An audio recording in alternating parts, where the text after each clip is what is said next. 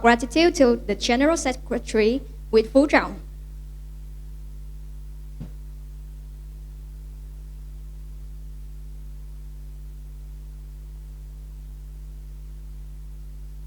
Thank you. You may now take your seats. To begin our conference today and warmly welcome all of you, please enjoy the song Any Dream Will Do, performed by Mr. Đặng Hồng Quang.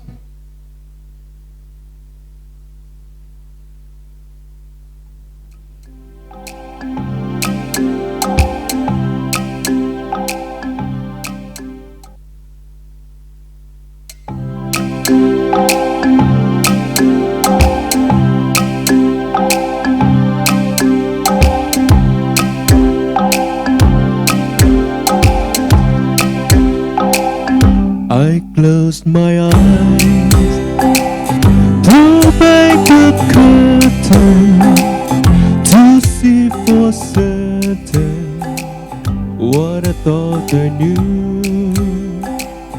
Far, far away, someone was weeping, but the world was sleeping, and the dream will do.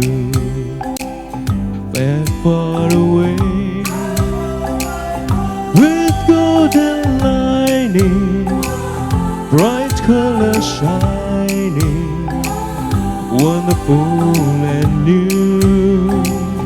And in the east, the dawn was breaking, and the world was waking, and the dream will do. Across the drum, a flash of light, my golden coat flew out of sight.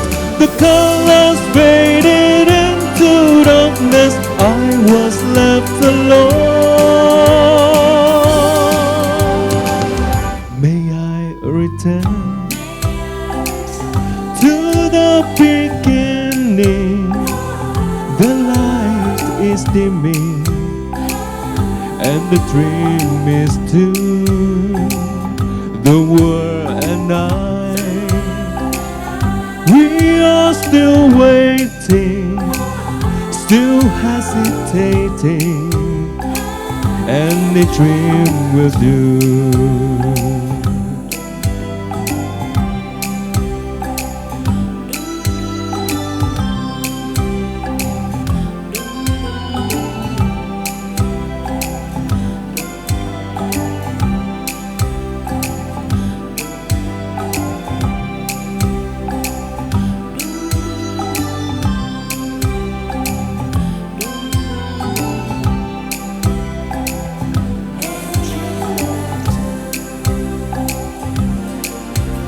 Across the drum, a flash of light, my golden coat flew out of sight.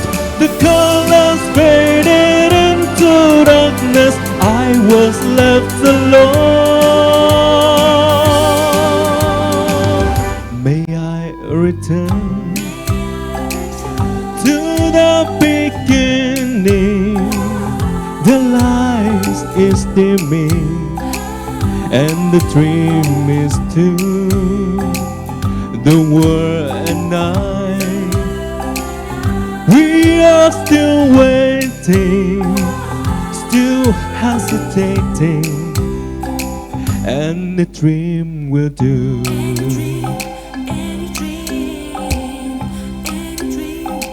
And the dream will do.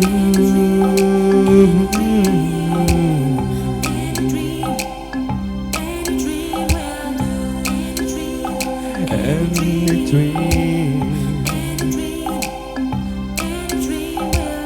and the dream, and the dream will do.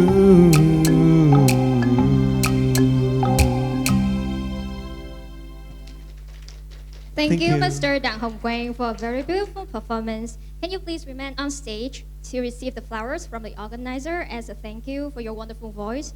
Please welcome Ms. Sally Chuan from Create 3D on stage to give the singer the flower.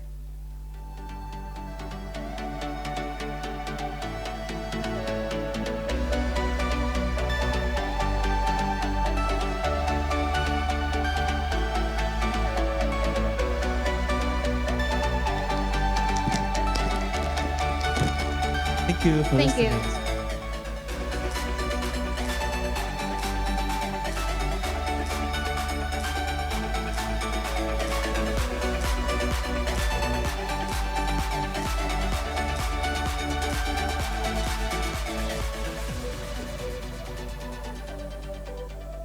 Ladies and gentlemen, with the mission to become the pioneer and bring the latest advances in additive manufacturing closer to customers, researchers, lecturers, and students in Vietnam, Vinotech is honored to coordinate with Nicom SM Solutions to organize METAMAN-2024 conference where we provide a comprehensive platform for companies to gain practical and insightful know-how in applying 3D printing to improve productivity and innovation. Bring a group of experts from leading 3D printing companies, both hardware and software, to share the latest advances and application of 3D printing to customers. Help companies identify application use cases for their business. We hope throughout this conference, you will get lots of meaningful knowledge to support your future journey. And join with us today, I would like to welcome from Vinotech, Dr. Đậu Văn Huân, CEO of Vinotech.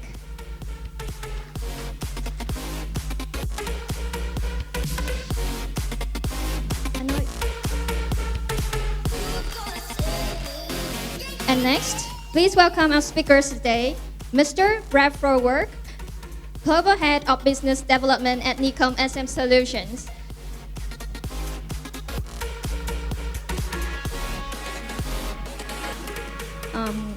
Professor Dr. Trần Trung Dũng, Director of Orthopedic and Sports Medicine Center, Chairman of Orthopedic Department, Vinh University, Director of 3D Technology in Medicine's Laboratory, Vinh University. Professor Dr. Mr. Hoàng Đức Bằng, CEO at AIE. Mr. Moon Chun Lim, Channel Manager, Southeast Asia, Australia and New Zealand, India at Materialize. Ms. Sally Tran, Assistant General Manager at Grey 3D. Mr. Le Văn Phu, Technical Service Engineer at Hexagon. Mr. Vada, Sales Director, Senior Sales Director, Asian, Australia, and New Zealand at Hexagon. Mr. Andy Liu, Manager, Additive Manufacturing Programs at ASTM. Mr. Simon C., Founder, CEO of ELH Tech. Besides, we would like to express our sincere gratitude to our sponsors who have made this METAMAN-2024 conference successful. Advanced Industry and Education Equipment Company, AIE, Diamond Sponsor. Grey 3D Private Limited, Diamond Sponsors. 3D Technology in Medicine Center, Vinh University's Companion Sponsors. And next, please welcome our honored guests, Mr. Gary Tang, Regional Sales Director, APAC at Nicom SM Solutions. Mr. Kelvin Wee, Sales Director, APAC at Nicom at Materialize. Professor Lê Hoài Quốc, Chairman of Ho Chi Minh City Automation Association.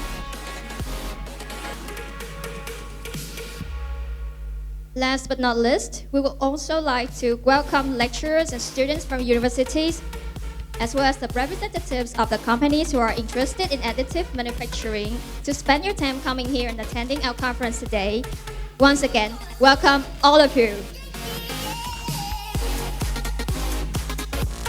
To begin this conference, we would like to invite Dr. Đậu Văn Huân, CEO of Vinotech, to deliver an opening speech for our conference. Please welcome Dr. Đậu Văn Huân.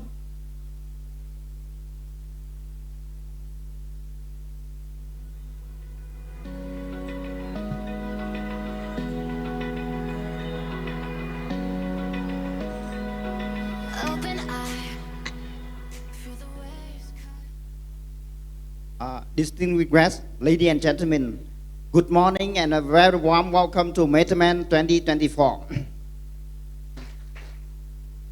It is my honor to open this remarkable event celebrating innovation and the future of 3D printing.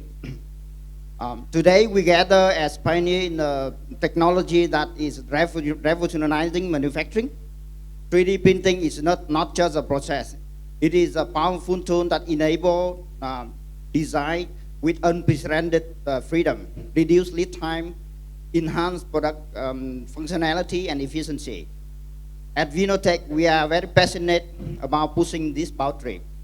So 3D printing allows us to create lighter, stronger, and more complex structure, from aerospace component to customized medical implant.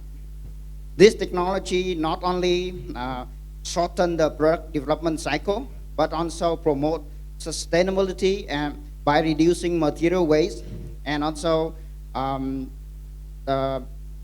energy consumption. So we are very honored today to have speakers from Nikon SM Solution, Materialize, Hexagon, ASTM, Create 3D, AIE, and Vinuni. So their expertise and insight will undoubtedly inspire and guide us in exploring the possibility of 3D printing. Thank you so much for being part of METAMAN 2024. Let's take the opportunity to learn, share, and collaborate. Together, we will drive the innovation of the industry years to come. Once again, thank you, and I wish you a very successful and fruitful event. Thank you. Thank you, Dr. Van Hon. And we would like to invite you to stay on the stage and deliver some small gifts to our speakers as a thank you for contributing to the success of our conference. We also would like to invite speakers from Nikon SM Solution, Materialize, Hexagon, Mid University, AIE, and Create 3D to join the stage and receive our thank you gifts and flower. Please come and join the stage with us.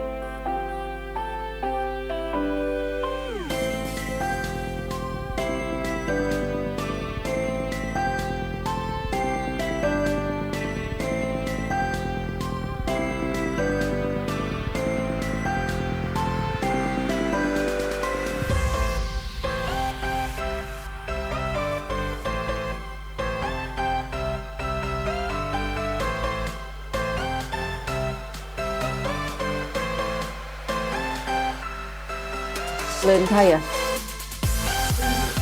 Lên nhận đấy đấy.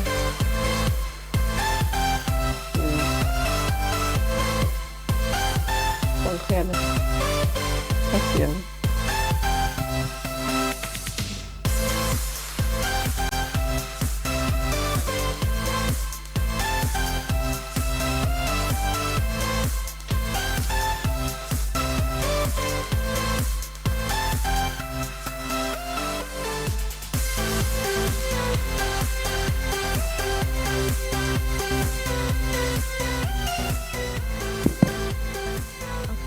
Thank you. And now, to express our gratitude for the invaluable support as sponsors of METAMAN 2024, we would like to invite Dr. Van Hon to be on stage with the representative from AIE and Create 3D as diamond sponsors. and 3D Technology in Medicine Center, Bin Universities to go to the stage for a moment and we present you with a certificate of appreciation.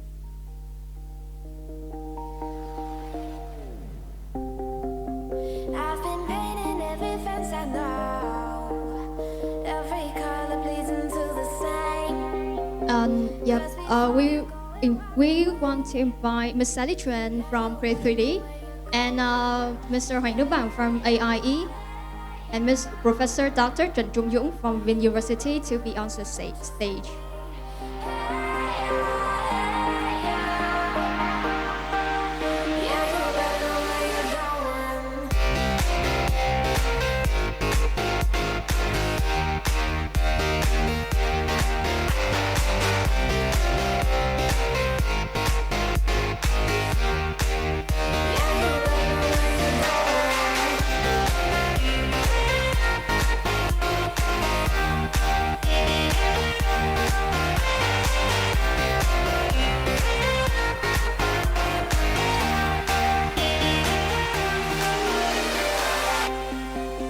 I've been painting every fence I know, every color pleasing to the same.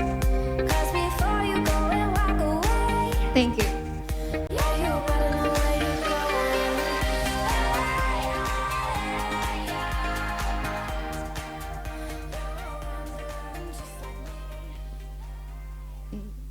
As you may know that this conference concludes two sessions. The first is the metal additive manufacturing application in automotive, energy, and electronics in the morning. The second is the metal additive manufacturing applications in medical and aerospace happen in the afternoon. Each section kicks off with 3 engaging 15 to 30 minutes presentation without Q&A from our speakers. During the presentation, if you have any questions, please note down all of those. Those questions will be addressed in our dynamic panel discussion, the heart of each section. Here, we will bring all the shared topic together and open a space for you to explore everything through your questions. Don't miss the highlight, a video demonstration showcasing the entire product manufacturing process end to end. And now, we don't let you wait anymore. Our conference will start right away with the first topic, application of metal 3D printing in automotive by Mr. Ralph Frowork from Nikon SM Solutions. Please welcome Mr. Ralph Frowork.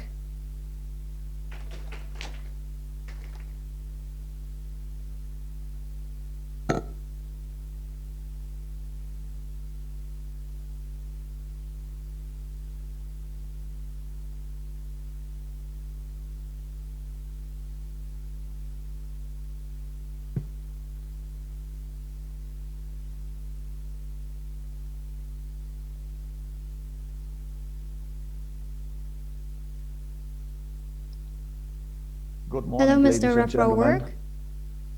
Yeah, give me a second. I will Okay. start my presentation. And now I have, yeah. A warm welcome, ladies and gentlemen, and I hope you can hear me well.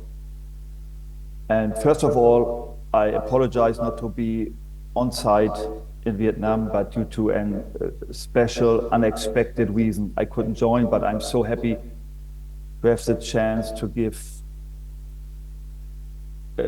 you this presentation remotely. And thank you so much to invite us.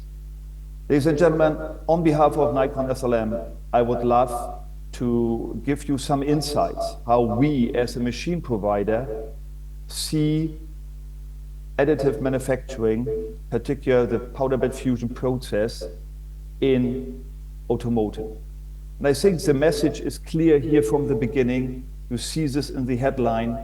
We are talking about changing the way, the world of manufacturing.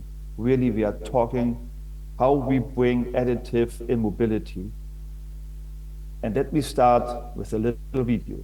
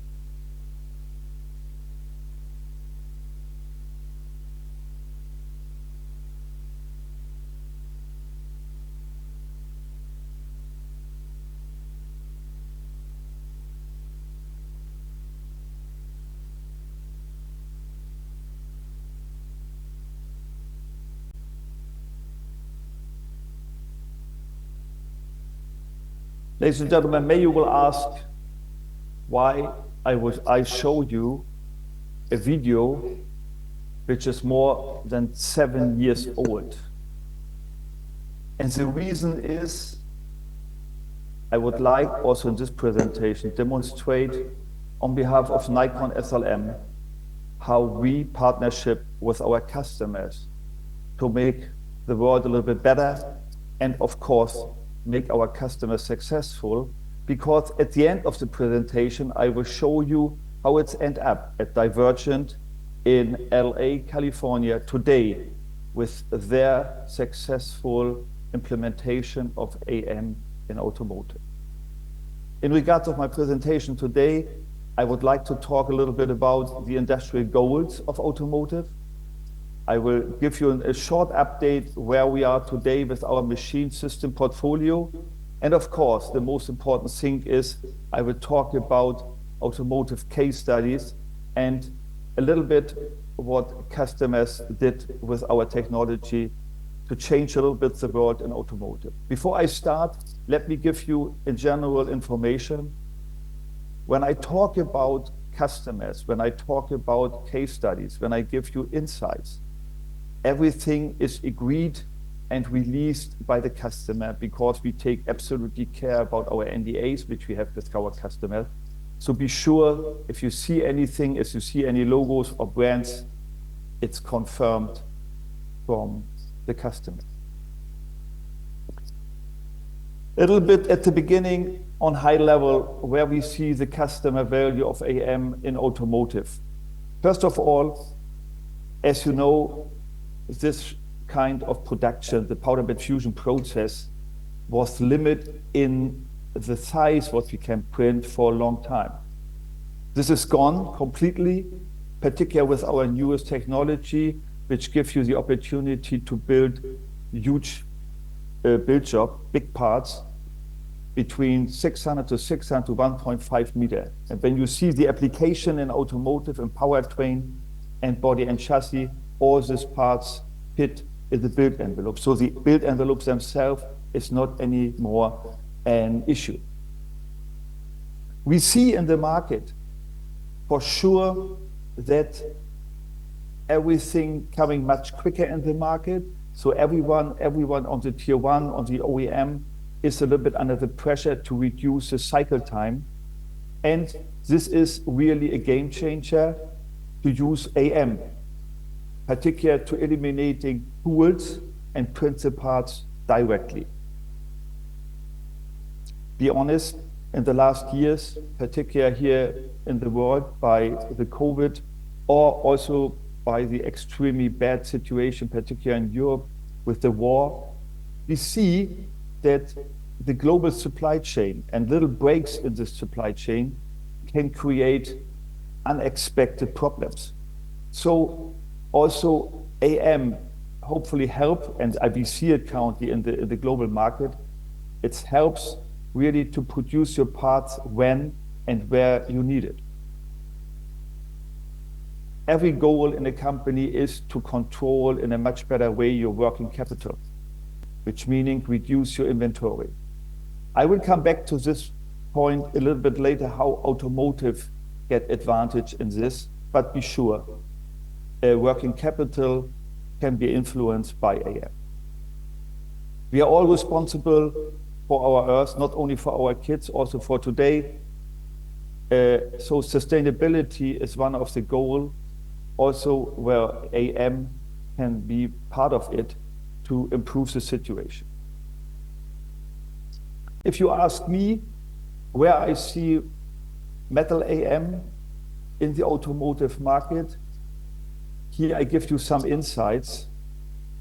And the first point is really, and that is really a great news, that the very conservative market, the very conservative segment automotive is 100% behind this technology, not only for prototypes. No, we are really in serial production. And this is a great message that we have the first part, let me say at BMW, at Volkswagen as an example, in production.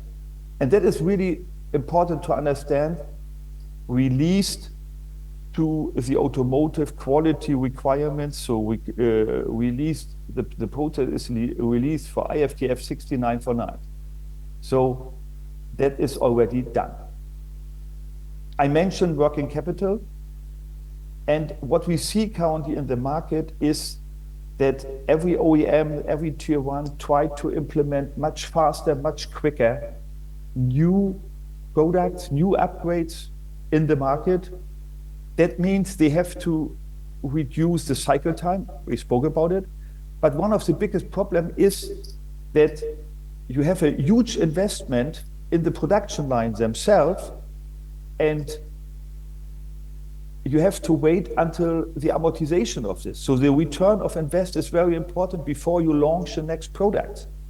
That means if you can reduce the investment in your production line, you can be much more flexible to launch much faster, much quicker new product. So this is really where AM enable OEMs in this issue. I'm more than 30 years in automotive, and also as an engineer, I'm thinking about what was the biggest revolution, the biggest change in this market. And one of this is for sure that the whole world is working on a completely new powertrain, on e-drive technology. And this development of this new e-drive technology and the development of a completely new production line created the opportunity, which you have sometimes only one time in your life, that you think from day one in additive. And we have examples also later on in the presentation to use additive technology to redesign this completely, the e-drive technology, and yes, implement it also in the production line and step away from conventional production way.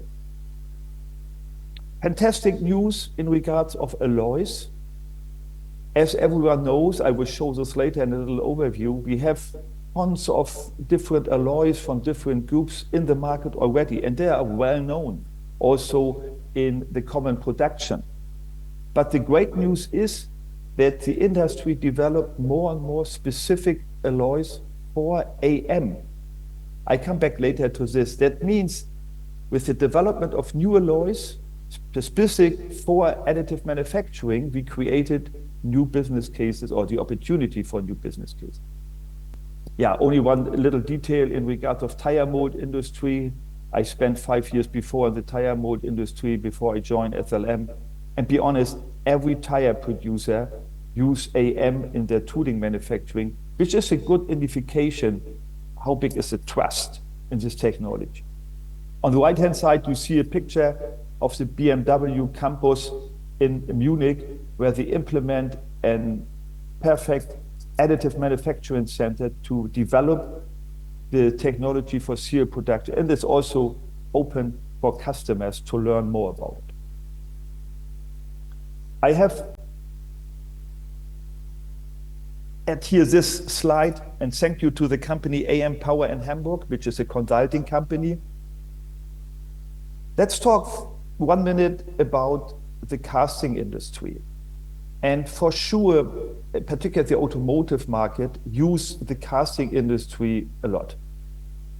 And aluminium particular is also for us, for Nikon SLM, the most important alloy. I would say minimum 60% of our volume turnover is in regards of aluminium. And here in this statistic, in this slide, you can see BC, or this company AM Power, analyzed that there is a visible market of more than 45,000 kiloton of aluminium, and there is a potential of more than 3,000 kiloton to go with AM instead of casting industry. But today we are only use not more than 0.02% of this, and this is due to the case that the process themselves is still a little bit more expensive, and the development of the right part and the right design is not in the stage where we think. But what you see in the graph right now, if we together, from the production of the machine, from the development of the technology, in cooperation with the customer to develop the parts in the right way, we really see a chance to reduce the aluminium production cost in euro per kilo, maybe from 300 up to 100. And then you see automatically that we are touching, or that we are very competitive to casting, to sand casting, to investment casting, to forging. That means there is a huge of opportunities in this industry, yeah, not to replace totally casting, but really to give benefits by AM in combination of productivity of the machine and with the right design. I will show you later some examples. You see here an overview about a powertrain application, and for most of them, I come back later a little bit more in detail.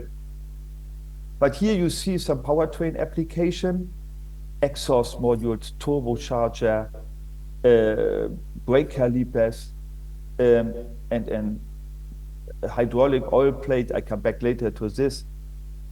And all these parts is not showcase parts. All these parts is functional parts and released in automotive, very often in luxury and in motorsport. And yes, in the middle you see a cylinder head, the heart of the engine. And believe me, we have customers who produce cylinder heads out of our technology. And I think this is really a good showcase to show how much trust is in the market for AM. Body and chassis, coming a little bit later as powertrain application. And on your left side, you see that company like Audi is using our technology to reduce weight on this knot element in the body and chassis.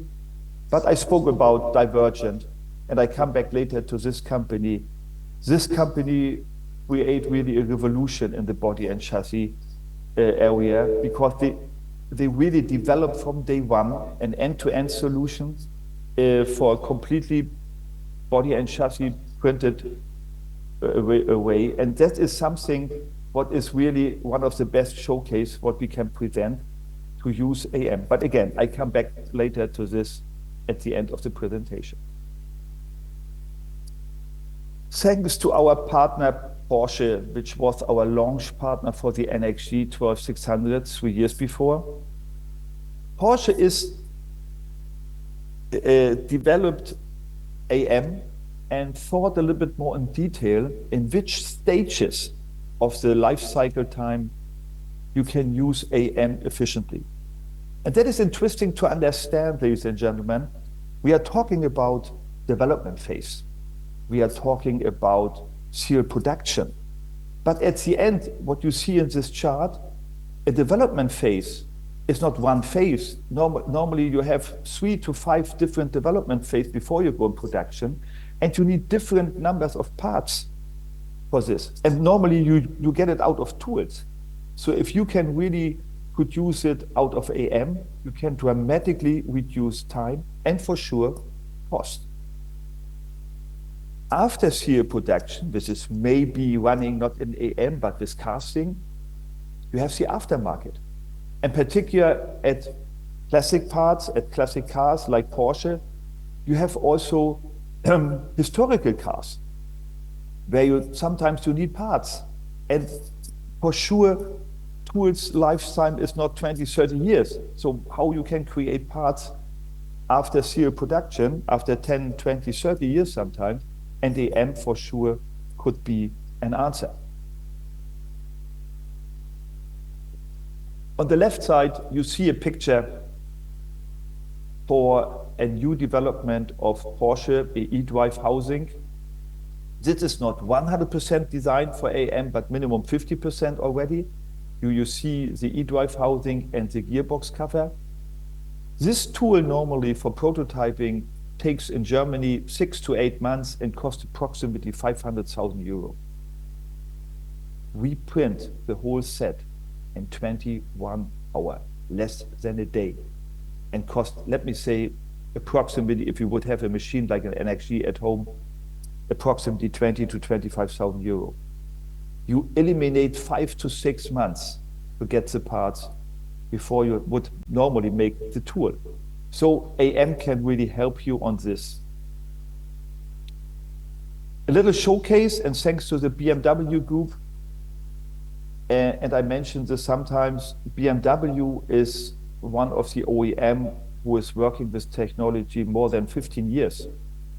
And besides this AM campus, what I mentioned already, they are in serial production. And you see on the middle side a picture where they produced a Landshut body and chassis part for their UK brand, the Rolls-Royce. That means we are in serial production. We see the benefits in cost, in time, and functionality. And BMW has more than 30 applications running in production with AM. We are talking about automotive, and we are talking about trust. And this part, this slide, we use normally only to show how much trust the industry gave already this technology. So not only in automotive, I spoke about BMW, Divergent, Ford, and Bosch, and I come back later also for some of them, but also in the other industries. So I think if you see, particularly on aerospace, we see currently a huge demand for this technology. So I think this picture demonstrates in the right way how much trust in different industry we already have. I spoke about limitation, and here only to give you an overview where we are today with the build envelope size themselves. And be honest, for a long time, we were up to the SLM 500, which is now more than 30 years in the market. We were limited in the build envelope size of 280, 500 to 365 in ZX. But since 2 years, we have the NXG 12600 in the market, which create a build envelope of 600 to 600 up to 1.5 meter. And you see on the right side, we are working on the next generation, but we will talk about this ultra large machine in the next presentation. In regards of productivity, driven of numbers of lasers and the power of laser, we are proud to say that the NXG 12600 is for sure the most productive machine in the market, equipped with 12 times 1000 watt. In regards of the alloys, I mentioned this at the beginning. In Nikon SLM, we have more than, I would say, 60 to 70 different alloys already released for our production, what means we have from our supplier the right powder and the right quality, and we develop the parameter for all our machines.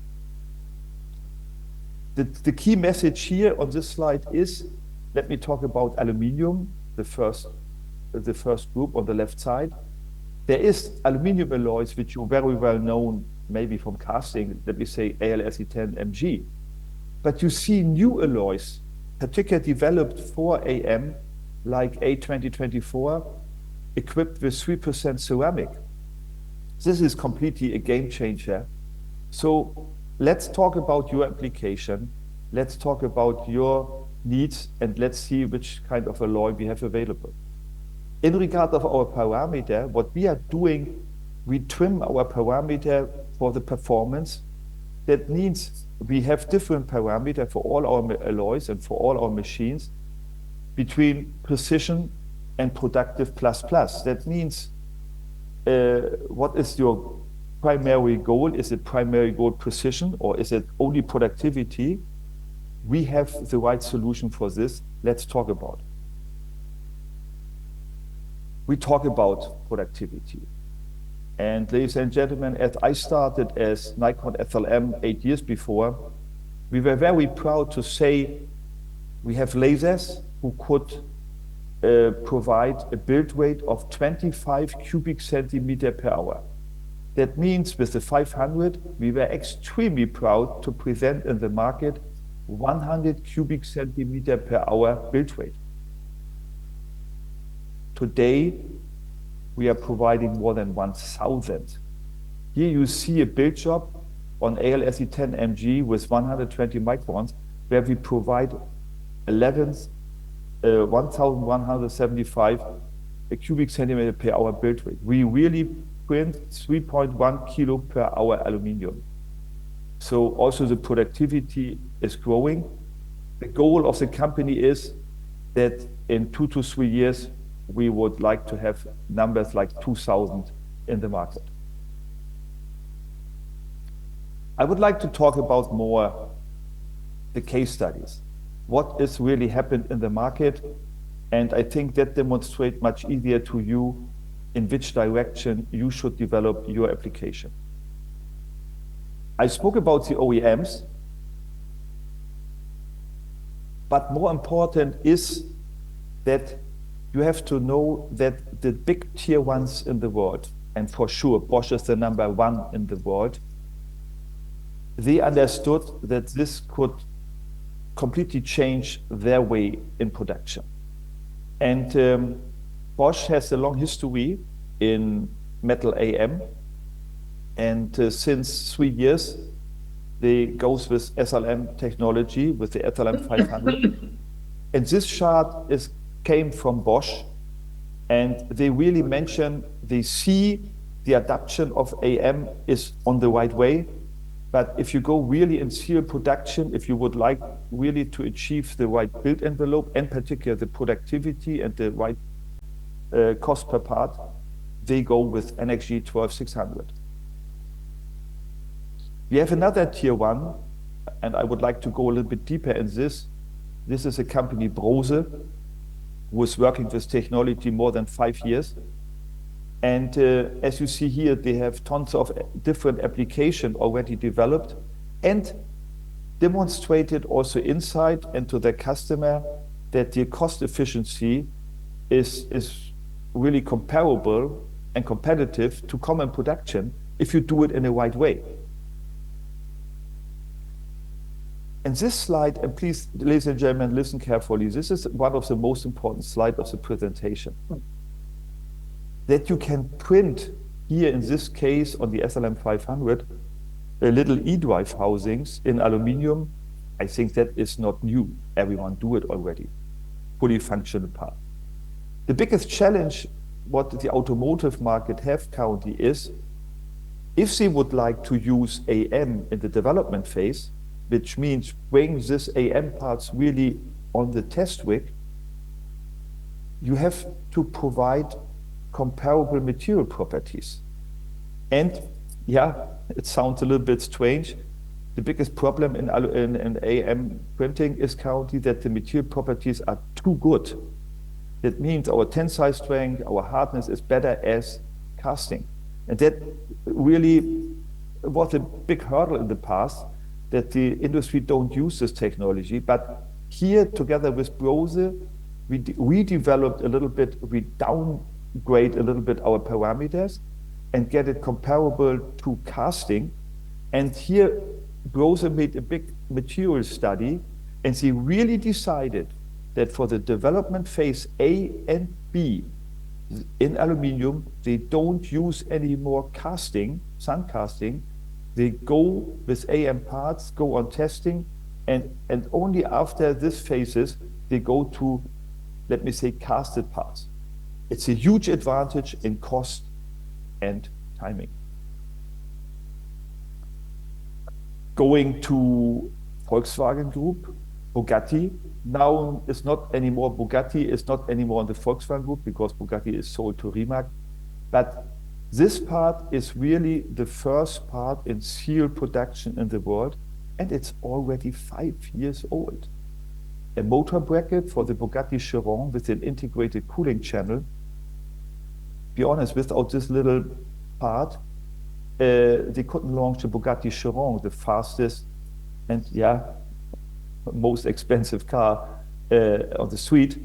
So we are proud to say that we really helped Volkswagen and Bugatti to bring this to launch the Bugatti Chiron, and the first part in serial production. We are talking about productivity, and I spoke about the cylinder head. Very often productivity depends on the laser numbers, and particularly on the laser power and on the layer thickness, what you can provide. And here you can see that we print a 4-cylinder cylinder head, approximately close to 14 kilos weight, on the SLM500 with 90 microns. And we print this part, a completely cylinder head, in approximately a day, in 27 hours. But more important, I hope you can read it a little bit, you see on the left side the material properties coming out of this process. We have tensile strength up to 400 Newton.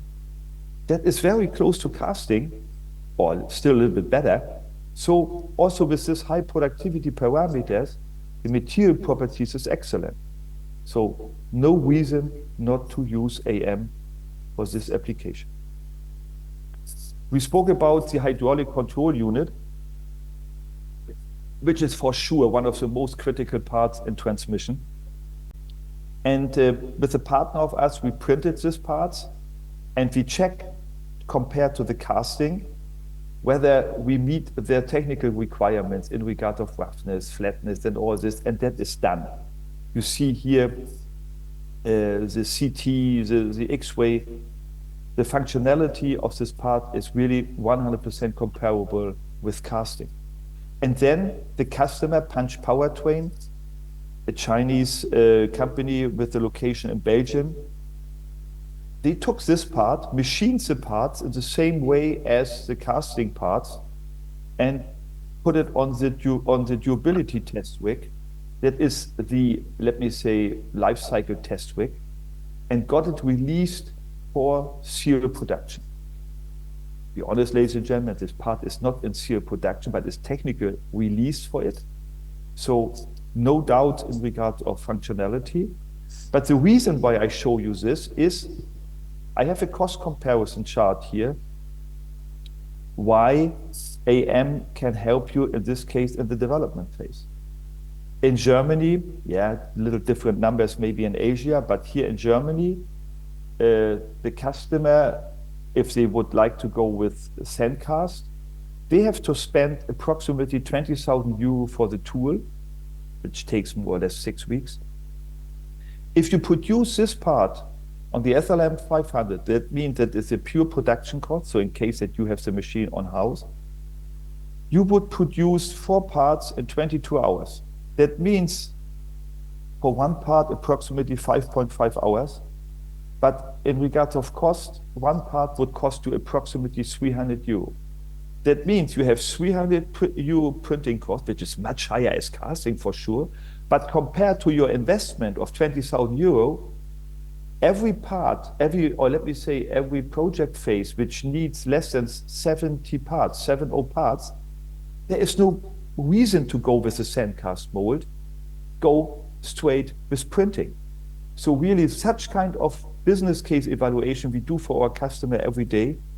So please contact us to go with you in this conversation for which application, in which phase, under which numbers AM makes sense. 2 slides away from parts, where also the automotive market used AM to be more efficient in this regards, in regards of quality and productivity. For example, here is this company Frech, which is one of the biggest machine and tool makers for casting in the world. They use AM to make special inserts with conforming cooling inserts. They make only the inserts printed, not the whole tool, and then they machine it, they harden it, and integrate it in the tool, and reduce the cycle time, and improve the quality of the part. The next stage is to do it in hybrid. You can really use this technology in this way that here in this particular case, the inserts, the bottom is machined in the common way, and then you put this bottom parts, here in this case 6 in the 280, and print only the top part on, additionally on, you weld the top part on this machine part with the integrated conforming cooling channel. Great functionality, and also this is possible in AM. Coming a little bit to the end, and my last 2 slides, is in regards of Divergent. And I started at the beginning. We started this cooperation 2015, really on the scratch. No machines, no ideas.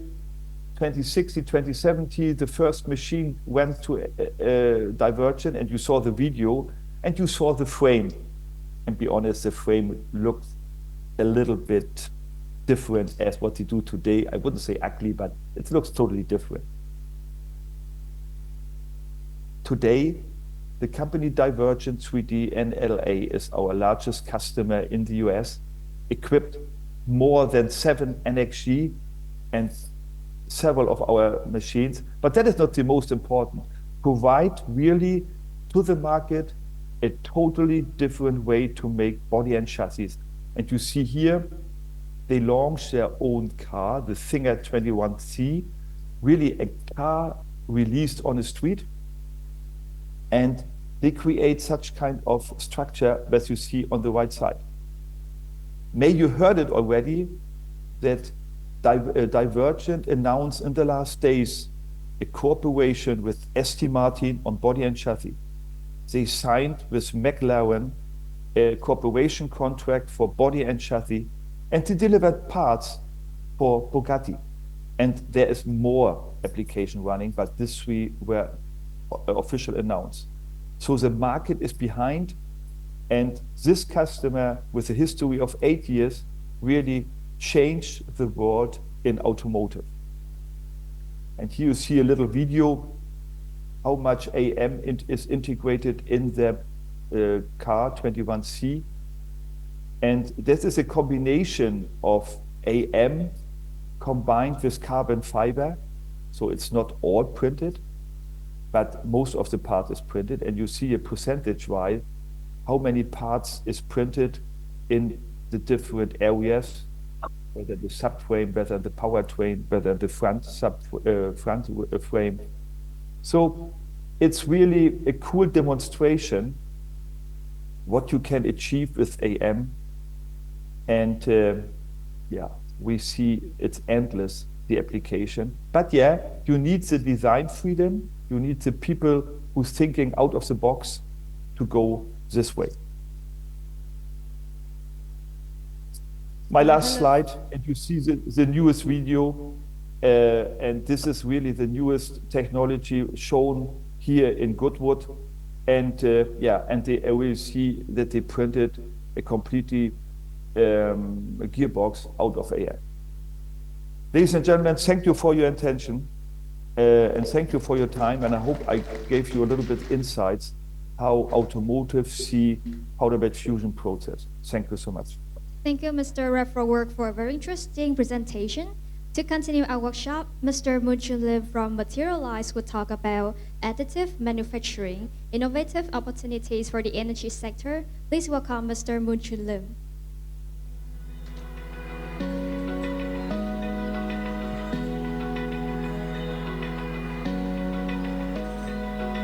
Open eye, feel the waves cut through me, hypnotized by the sounds I'm breathing in. Hold tight. All right. Very good morning, everyone. First of all, I would like to congratulate Vinotech on organizing the second editions of METAMAN in Vietnam. It's a good platform for everyone to be here to learn about new technologies, new applications, and get in touch with the industrial people to understand more how AM can be applied in your organizations. It's been a pleasure to represent Materialize here in this event. My name is Man Chun. I'm the channel manager for Materialize, handling on the Southeast Asia, Australia and New Zealand regions. I've been in the AM industry for the past 10 years, and throughout these past 10 years, we have actually seen there is a lot of industry that is rising due to the additive manufacturing technologies. For example, like what Ralph has actually shared earlier on, the automotive industry. We do see also like aerospace industry and medical as well. And one of the industry that recently got a lot of interest and a lot of developments, which is in the energy sector. And this is what my focus on today will be on the topic of innovative opportunities for the energy sectors and the role of software, additive software in the energy sectors and now in terms of applications. Right, just a little bit of a market background. I'll be more focusing on the oil and gas industry in the energy sectors. As according to some of the reports, market research reports that's available in the market, verified market research, we do see that the energy sector, particularly in the oil and gas additive manufacturing market, is actually projected to reach the USD 31,000 million by 2030. At a CAGR of 14.07 during the forecast period of 2024 till 2030. And if you look at the bottom part of the chart itself, I'm not sure if you guys are able to see, but I'll give you a little bit of explanations, is that in terms of technologies, there's a lot of interest of powder bed fusions, particularly in metal, in the energy sectors. And I'll dive into what are the drivers behind of it. And by geographical regions, it's predominantly dominated by the North America, Europe, and Asia Pacific itself. And to come back to the regions of where we are based in Asia Pacific, there's also quite a lot of interest that we have seen in the market of the oil and gas industry into the adoptions of AM. Now, for these presentations, I'll just give a very high level overview of what are the challenges that is faced by the by the oil and gas industry, and also how AM can actually be able to help, and the role of software that we place in these sectors itself. All right, if you look at the major challenges that face in the oil and gas industry, or typically in the energy industry, is that first of all is the cost management. So operating in a very remote locations, the companies of the oil and gas industry does very emphasize on the importance of cost management. So it uses a lot of high capital and operational expenditure, and they cannot afford the downtime, because that will actually contribute to a lot of costs, and also rising maintenance as well, typically because they are all operating in a very remote location. The second challenges where the industry face is that it's a complex supply chain. So due to the natures of the industry, it's actually operating in a very remote locations. They typically need a very long lead time for the parts and components, and it's very dependency on a global supply chain, which can be easily disrupted.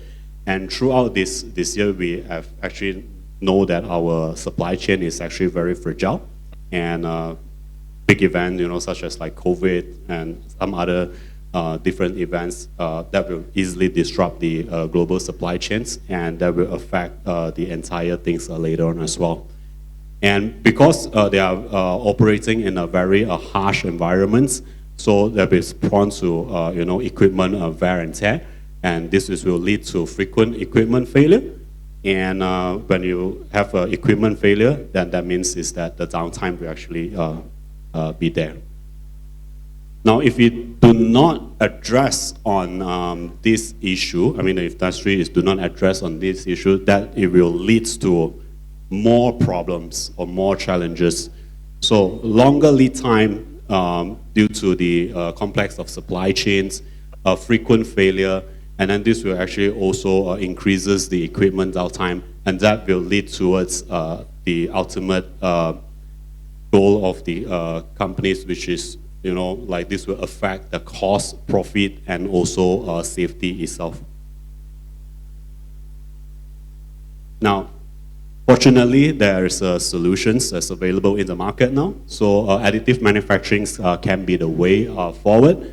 This is simply because due to the recent developments like the hardware advancements and also software advancements, like what you have heard from the previous speakers, is that now there's more machines that's available in a bigger, faster, and better.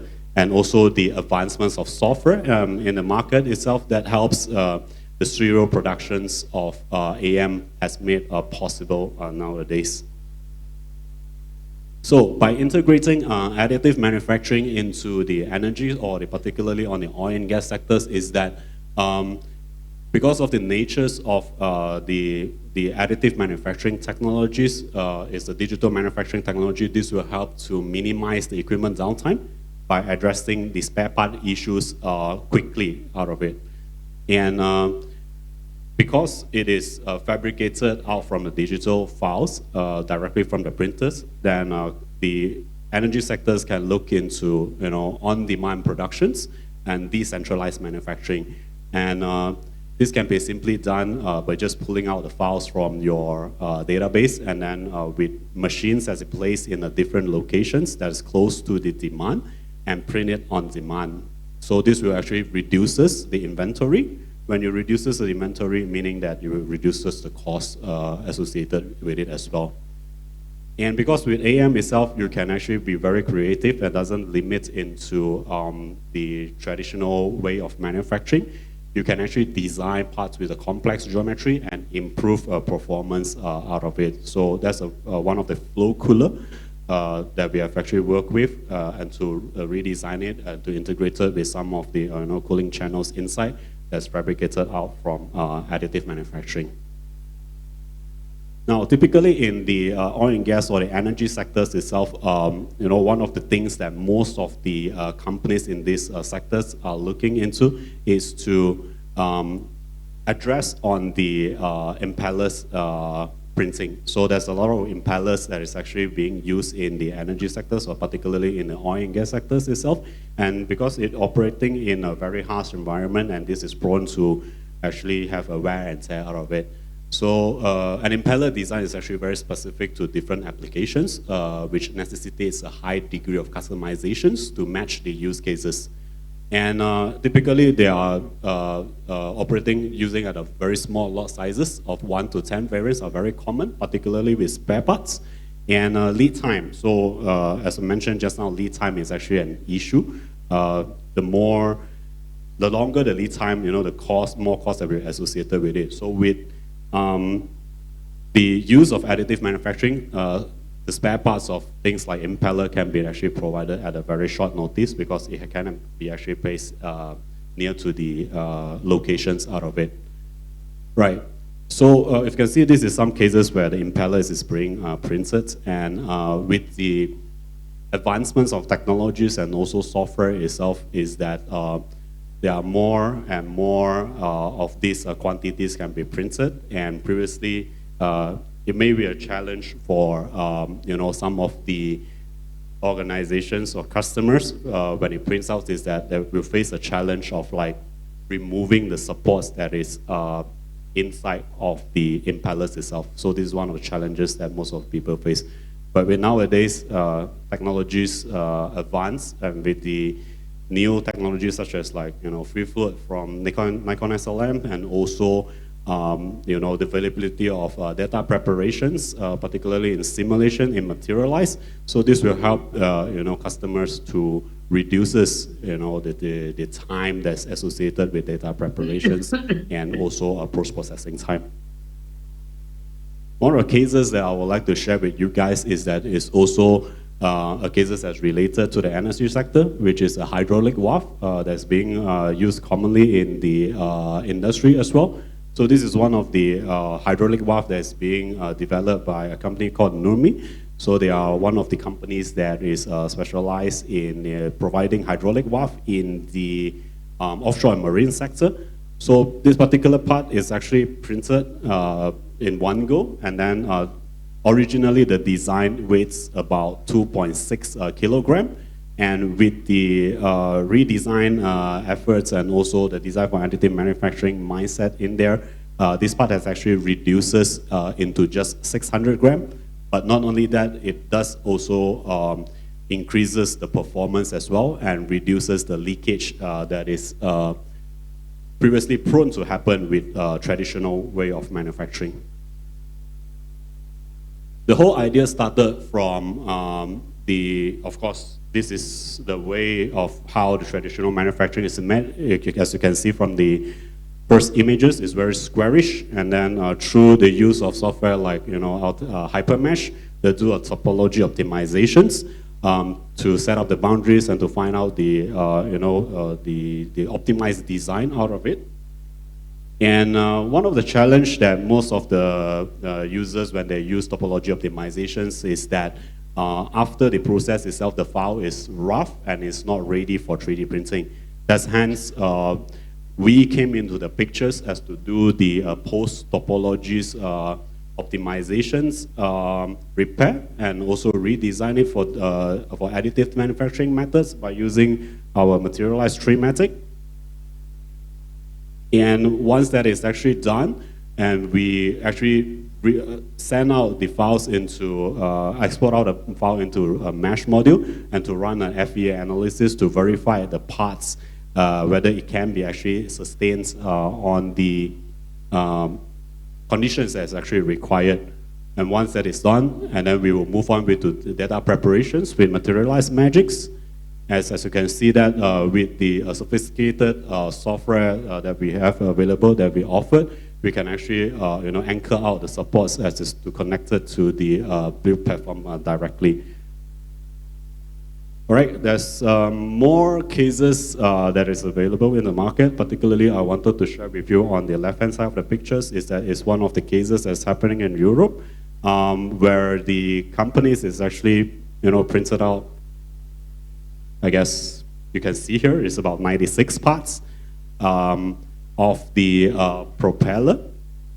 So this is actually end-use cases where the customers eventually will be using this in one of the applications itself.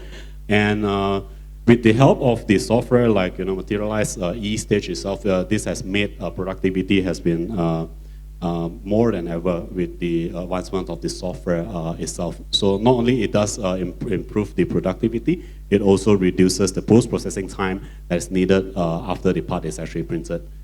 There's also a lot of other different applications, as you can see, like the inspection robots are there, and also some of the spare parts relating to machine covers as itself. All these things can be actually addressed by using additive manufacturing in the sector. Unfortunately, there's a lot of cases that's actually happening, and we are not able to share on it due to NDA purposes. But definitely, there are a lot of cases. For example, Emerson is one of the like Baker Hughes, shared by RAF. Is definitely those are the companies that's using additive manufacturing quite a lot in the market. Right, you might be wondering, so additive manufacturing can be applied, but how do I start with? So typically, these are the typical implementation time frame. So started off with the, first of all, we would like to understand, what are the areas of additive manufacturing can be applied into. So assessments and planning will start about 1 to 3 months, and that's where we can offer on the consultancy services as well to identify areas where additive manufacturing can be implemented. And it will roughly take about 2 to 6 months kind of time for research on vendor selections, procurements, and installations. And after all, it's integrations with workflow, like software and hardware integrations out of it. And of course, ongoing itself, if you wanted to scale and optimize your AM productions, that will be an ongoing process where we can actually help you. So fortunately, Materialize is here to help you on all these processes alongside with all the partners that is present here in the conference. So we are one of the innovators you can count on. We make use of our over 35 years of experience in 3D printing and also fully digital fabrication method to create products that is unique from scan to design. And also we help customers to create meaningful applications. We do have certified manufacturing as well. And we are also specialized in making products unique to the user. And this has actually being supported all over the year by 4 pillars of our business units. Started with software. So we are predominantly the software company that is one of the leading software in the market to manage and control the entire AM processes. And we also is one of the Europe largest and most complete factory of 3D printing, where we houses about 175 industrial 3D printers, including metal 3D printing in there, to help support customers on productions of parts with AM. And of course, we also do in medical as well, that we helps to revolutionize patient-specific treatments. And through these 3 business units and over the 35 years of experience that we have actually developed what we call the Materialize Mindware, which is a consultancy arm of business that helps company to explore on AM. So we strive to make a difference through a difference in making. So we are specialized in end-to-end digital fabrication method. So we often ask a lot of questions before we even started to work, like, how can we make a process more efficient? What are the typical applications? What are the ways to get better result and create the impossible? Now that concludes the presentations of sharing of me today in the energy sectors. So as we know that there is a lot of different things that's happening in additive manufacturing. So this is just a glimpse of what is happening in the energy sectors. So if you have any specific case that you wanted to actually discuss with us, feel free to reach out to any one of us here. We are ready to help you. There's also some white paper that you can actually scan on it to try to download, and this will be related to commercial and technical drivers of white paper. And on the right-hand side, it will be my social medias and also my contact point. So if you have any questions that you wanted to reach me out, just feel free to share it to me later. All right, thank you, everyone. Thank you, Mr. Moon Chun Lim, for a very valuable sharing. And now, last but not least, Ms. Sally Tran from Grade 3D will share with us the topic, Bridging the Gap to Shape Tomorrow's Possibilities. Please welcome Ms. Sally Tran.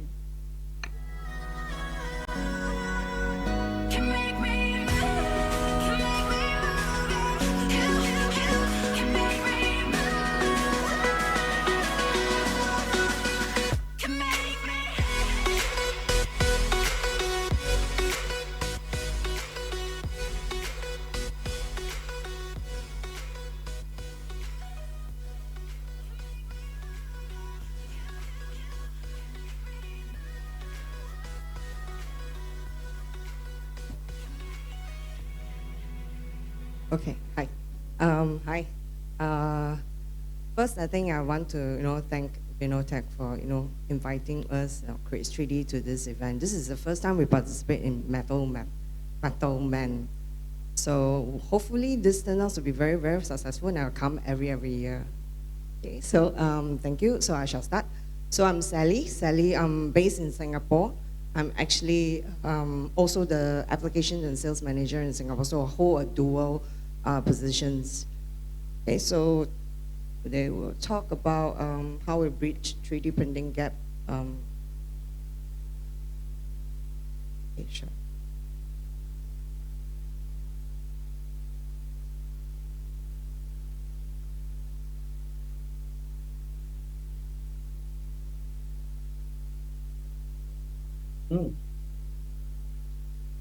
Okay, just a very, very quick introduction about Create 3D. I think I'm not so sure whether anyone knows who's Create 3D, what we do, and where we come from.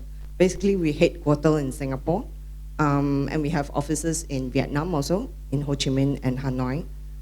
We started in 2012, and actually we were selling 3D printing all along under our holding company called Hongjiak Group.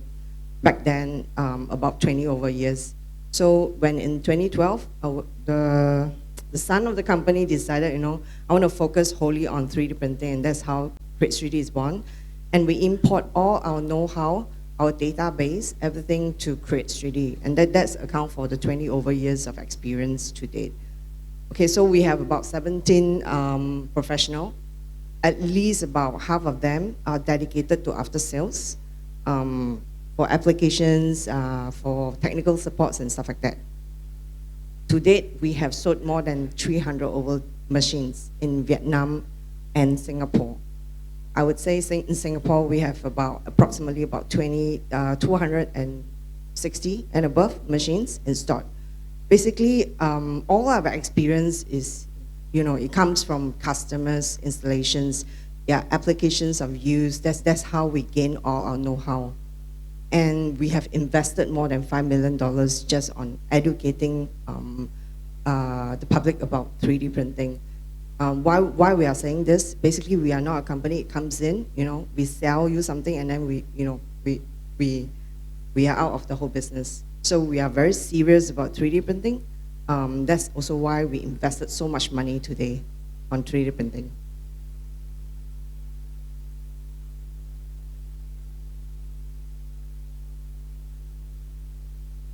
Okay, so Create 3D is separated into 4 divisions. So we have a hardware divisions.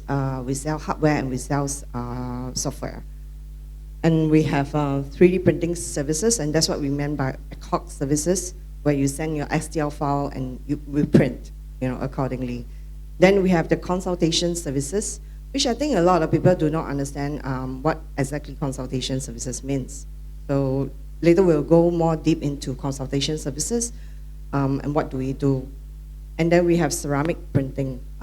We are one of the first company in Asia to have ceramic printing. To date, we have already, let me think. Okay, ceramic printing is not under my divisions. Basically, we have this very specialized team that works on ceramics. But to date, we have alumina, we have zirconia, we have silicon carbide, and I think recently they launched aluminum nitride. So if you are really keen in ceramic printing, you can always come to me. I will, I will divert you, to that specific division.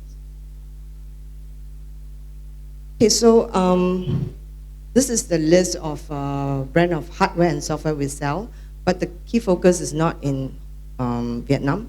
So this is wholly done in Singapore. In Vietnam, our focus is mainly on 3D printing services and consultation services, as well as ceramic printing. So under 3D printing services, of course, as you know, just now I mentioned, is mainly ad hoc services. So under consultancy, this is really for customers who don't own a machine, you don't have a machine, you don't want to buy an expensive machine, but you want good quality products, you want high performance materials. You want to print with carbon fiber, but you don't want to maintain that machines, you don't want to own the capex, all this. So this is where we comes in. Come to us with your pain point. What is your challenges? What do you want to do? And then what you can't do? Or you have already met a lot of system integrators and they can't give you a solution. So this is where we comes in. We design something for you and we deliver it to you. Okay, so of course, ceramic printing is very specific. To date, they are only providing printing services for STL file done by customers. So if you already have an STL file, this is perfect. Okay, so our team, actually, because we have done so many installations, we have accumulated all our expertise from various industry of customers. Where are we? We are in institutes, we are in aerospace, we are in automotive, we are in oil and gas, we are everywhere. So basically, we have accumulated a lot of experience based on our customers. So this is where we can deliver that, that product to you. So our focus for Create 3D, we don't sell scanners, we don't sell any other, machines. Our focus is only on 3D printing. So we are very, very focused on delivering that 3D printing solutions to you. Okay, so, this is the three type of category of materials and machines we have in Singapore. So you will see we have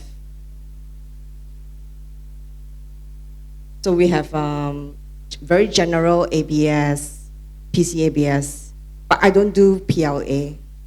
Okay, so don't come to me PLA, I can't do anything. So we only focus on high performance materials. My machines are all industrial machines. Each of the machine costs more than 100 over K, but we work with a heated chamber. So we make sure that on your XYZ performance of thermoplastics is very homogeneous. Okay, so commonly in Singapore, I will be loaded with Autumn, which is aerospace grade material that can withstand more than 200 degrees.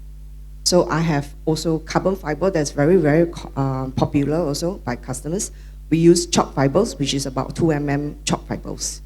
Very homogeneous across the XYZ because my chamber maintained at approximately 180 degrees when it's printing, first layer to the last layers. So we make sure there's no warping. I can guarantee a plus minus 0.2 mm, no issue. Sometimes I can even achieve plus minus 0.05. So it depends on your geometry. For P3 origin, it's very similar to a DLP systems, but it's very, very fast. It's printing like a projection type. What we use are the open market resins. So commonly loaded in my machines is Somos 3900 Loctite 3955, which is, it can exceed about 300 degrees. So these are aerospace grade materials. I also have WeatherX that can withstand maybe about 100 degrees and suitable for outdoor applications. I also have QuickGen that is from Somos, that is like PP-like materials, slightly ductile. Okay, so just come to us with what is the applications that you want to print for this particular material. Leave the recommendation to me or to us. So basically, we know our materials very, very well in terms of temperature, in terms of tensile tests, all these things. Just come to us. And then, of course, we have PolyJet. You will see a lot of color parts at my booth at the back. Those are PolyJets. Customers who are looking at like realistic mock-up, example PNG, they comes up with SK2 bottles. They want it to be printed. This is where the true color printers will comes in. They are not fantastic in terms of properties, but they are fantastic in terms of aesthetic. So we can print rubber and rigid in one print. I can do full color as what you see on the computer screen in a single print, no issue. Okay, so you can do like guides. I have a lot more applications at the back, so please go to our booth and take a look at what we can offer. So these are some of our customers in Singapore.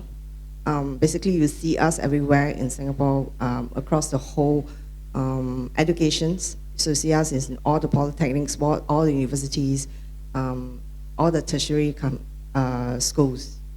Okay, so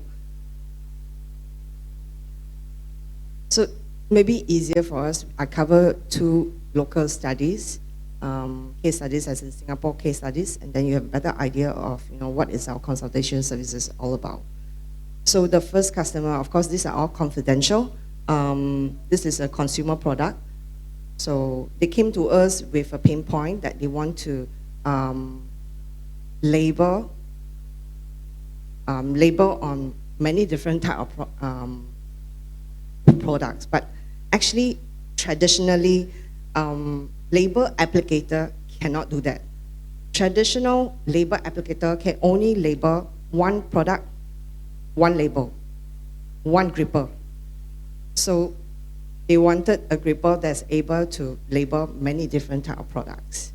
They went to many system integrators, but they can't give a solutions. So in the end, they came to us, and they want to use robotic, move downwards just one direction, but able to label even a slanted slope. Okay, so take a look. So when it comes to import from other countries, they have to label again on the back of the product.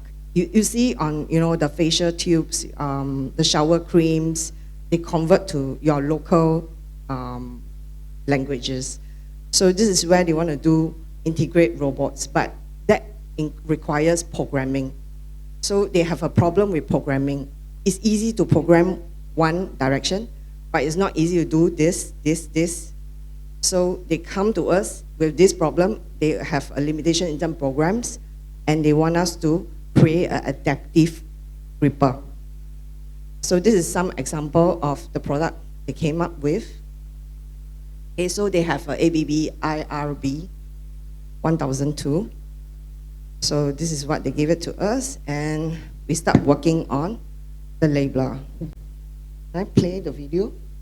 Sorry, can I play the video? Sorry.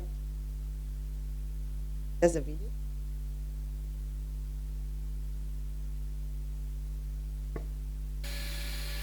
Okay, this is wholly 3D printed, a combination of carbon fiber with TPU materials.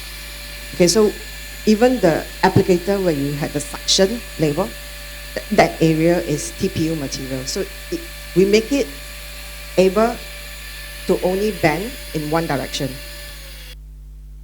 So this is, we designed 2 different type of gripper for 2 different type of products. Especially this particular tube is the most difficult to design because we need to make sure that the dog ears are all, there's no dog ears. So actually we created, I didn't bring that particular label here, but I brought the other one here. Can I have the video again?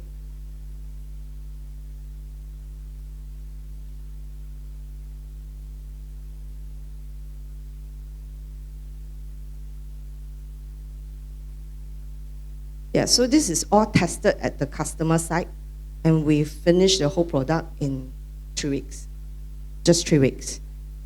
Okay, so traditional end of arms or grippers usually have more than 200 components. We bring it down to 18 components, and we make it modular so that, you know, only one component spoil, you just change the component. And the whole weight of this gripper becomes about 600 grams. 600 grams. Traditionally is 2 kg. Okay, so these are already done and used by the customers. Okay, so if we reduce the weight of the gripper, actually, you know, you have higher speed. You can go faster and you consume less energy. Okay, so the second one is an aerospace company, also came to us with grip blasting mask. They want us to re-engineer their grip blasting mask. So a little bit on what is grip blasting. So grip blasting is this is a turbine blade. Basically, they have a mask at the bottom, and it's very sensitive. This area you must mask it up, otherwise it doesn't fit into the whole structures. So we need to make sure that that area is closely masked, and it goes into an area where they were shot painting metal beads or aluminum beads. Okay, so this is quite abrasive, and traditionally they are using TPU or PU mold. And PU mold in Singapore is actually lesser and lesser. People are, you know, because it's very skill dependent. So there's not a lot of places you can get this.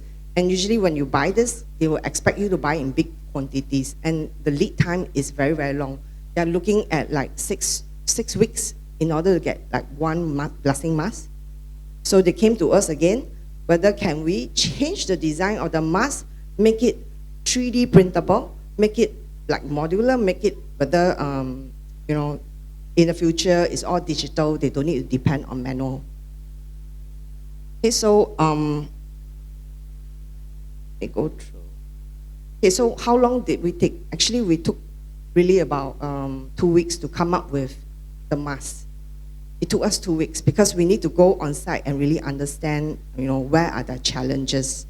But actually to them, it took them 3 to 4 weeks at least to get just one. Okay, and it's very expensive because now not a lot of people do it. Okay, so sorry, can the video?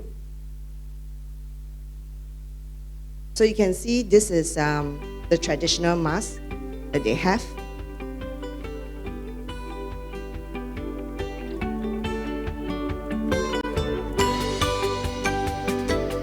So I can't show you the blade because that's a proprietary blade.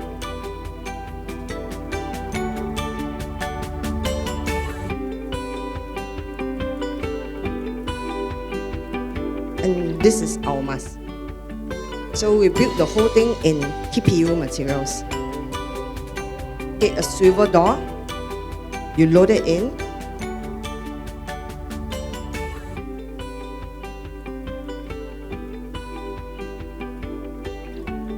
and then you strap tighten it.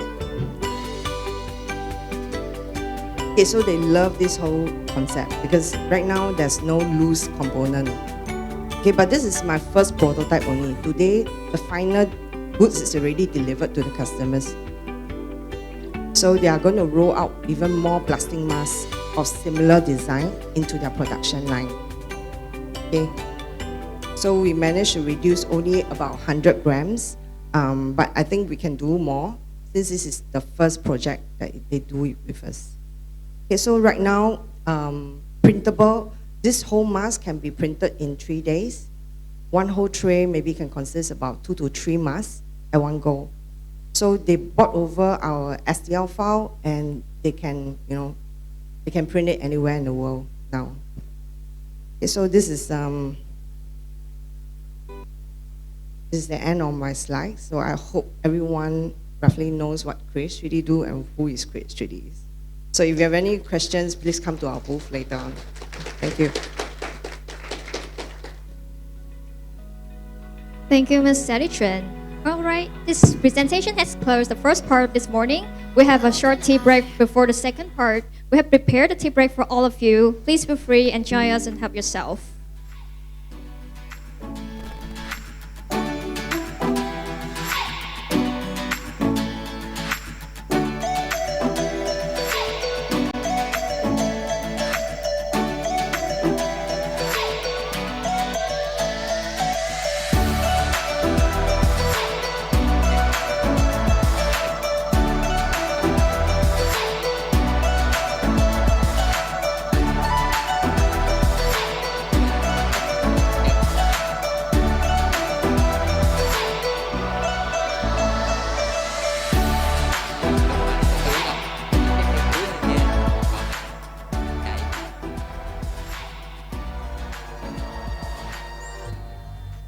Mọi người ơi, bên ban tổ chức có chuẩn bị tea break cho mình ở phía bên tay trái của sự kiện.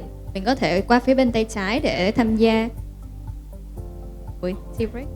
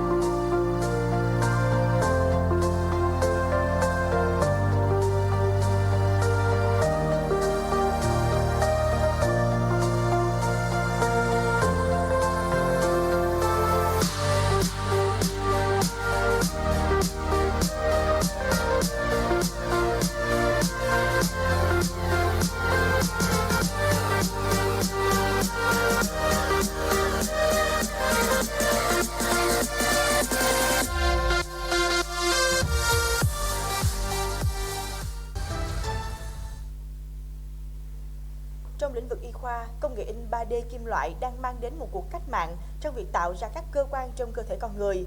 Và kỳ vọng trong vài năm tới, Việt Nam sẽ trở thành một trong những quốc gia có thể thay thế các bộ phận bị tổn thương của con người bằng công nghệ này. Ghi nhận từ hội thảo công nghệ in 3D kim loại, những đột phá trong phát triển sản phẩm và sản xuất một số ngành công nghiệp vừa diễn ra tại thành phố Hồ Chí Minh. Tại hội thảo, các chuyên gia đã chia sẻ giải pháp ứng dụng in 3D kim loại vào lĩnh vực y học khi chế tạo được những phần xương nhân tạo từ vật liệu titan. Những phần xương này có tạo hình hoàn toàn khớp với cấu trúc của đoạn xương bị thiếu, được cấy ghép vô cùng chặt chẽ vào cơ thể người.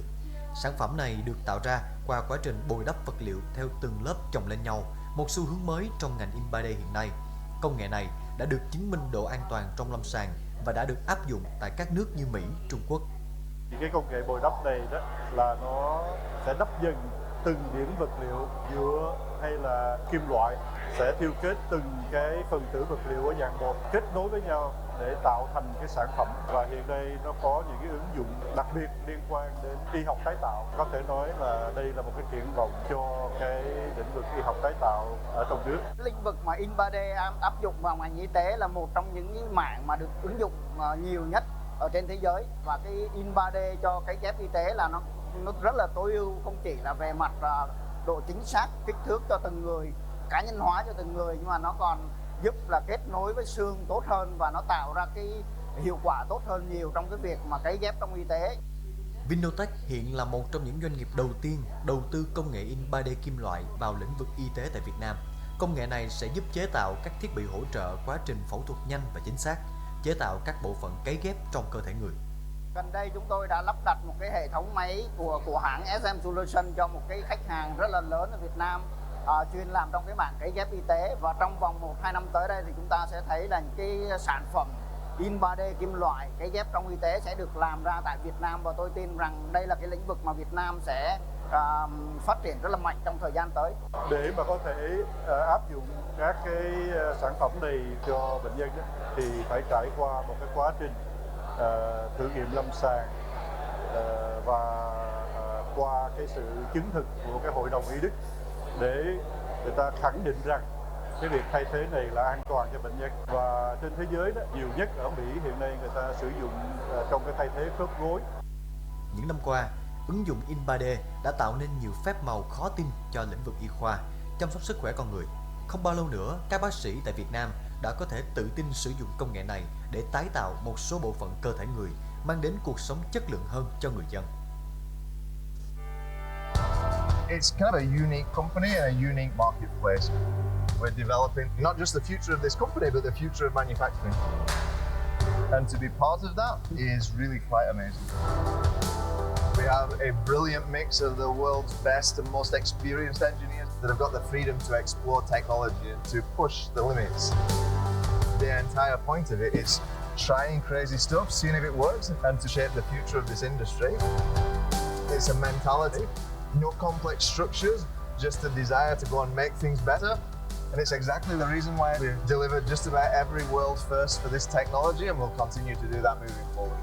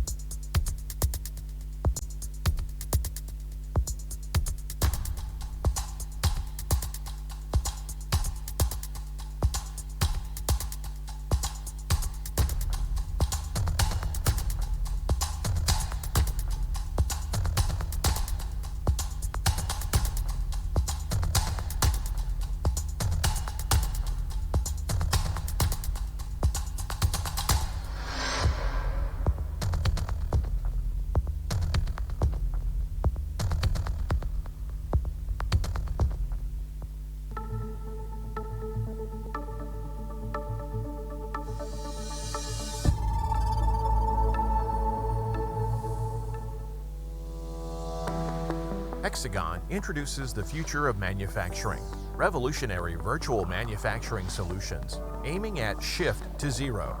Become part of this paradigm shift and drive your business towards production efficiency and sustainability. With our cutting-edge virtual manufacturing solutions, you can visualize and optimize your manufacturing processes in a virtual environment.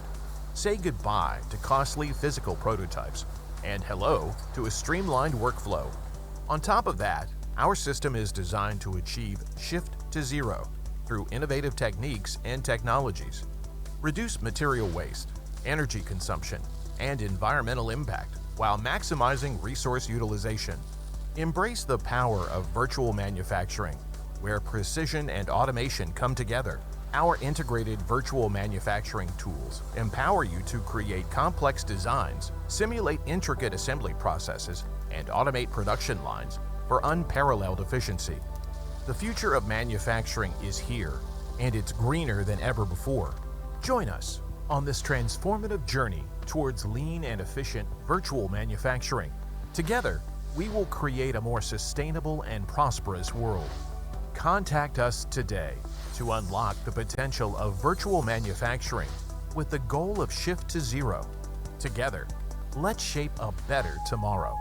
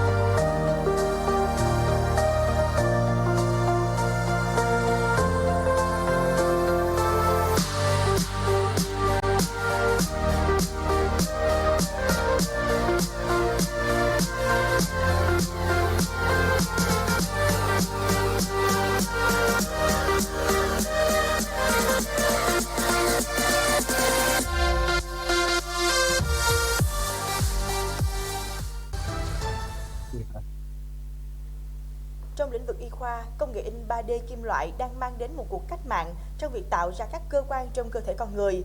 Và kỳ vọng trong vài năm tới, Việt Nam sẽ trở thành một trong những quốc gia có thể thay thế các bộ phận bị tổn thương của con người bằng công nghệ này. Ghi nhận từ hội thảo công nghệ in 3D kim loại, những đột phá trong phát triển sản phẩm và sản xuất một số ngành công nghiệp vừa diễn ra tại thành phố Hồ Chí Minh. Tại hội thảo, các chuyên gia đã chia sẻ giải pháp ứng dụng in 3D kim loại vào lĩnh vực y học khi chế tạo được những phần xương nhân tạo từ vật liệu titan.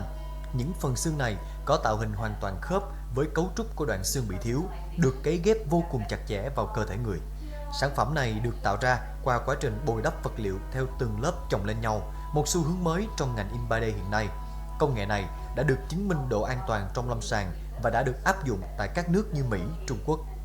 Cái công nghệ bồi đắp này đó là nó sẽ đắp dần từng điểm vật liệu, nhựa hay là kim loại, sẽ thiêu kết từng cái phần tử vật liệu ở dạng bột kết nối với nhau để tạo thành cái sản phẩm. Và hiện nay nó có những cái ứng dụng đặc biệt liên quan đến y học tái tạo. Có thể nói là đây là một cái triển vọng cho cái lĩnh vực y học tái tạo ở trong nước. Lĩnh vực mà in 3D áp dụng vào ngành y tế là một trong những cái mảng mà được ứng dụng nhiều nhất ở trên thế giới. Và cái in 3D cho cái ghép y tế là nó rất là tối ưu, không chỉ là về mặt độ chính xác, kích thước cho từng người, cá nhân hóa cho từng người, nhưng mà nó còn giúp là kết nối với xương tốt hơn và nó tạo ra cái hiệu quả tốt hơn nhiều trong cái việc mà cấy ghép trong y tế.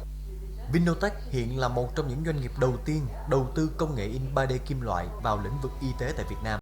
Công nghệ này sẽ giúp chế tạo các thiết bị hỗ trợ quá trình phẫu thuật nhanh và chính xác, chế tạo các bộ phận cấy ghép trong cơ thể người.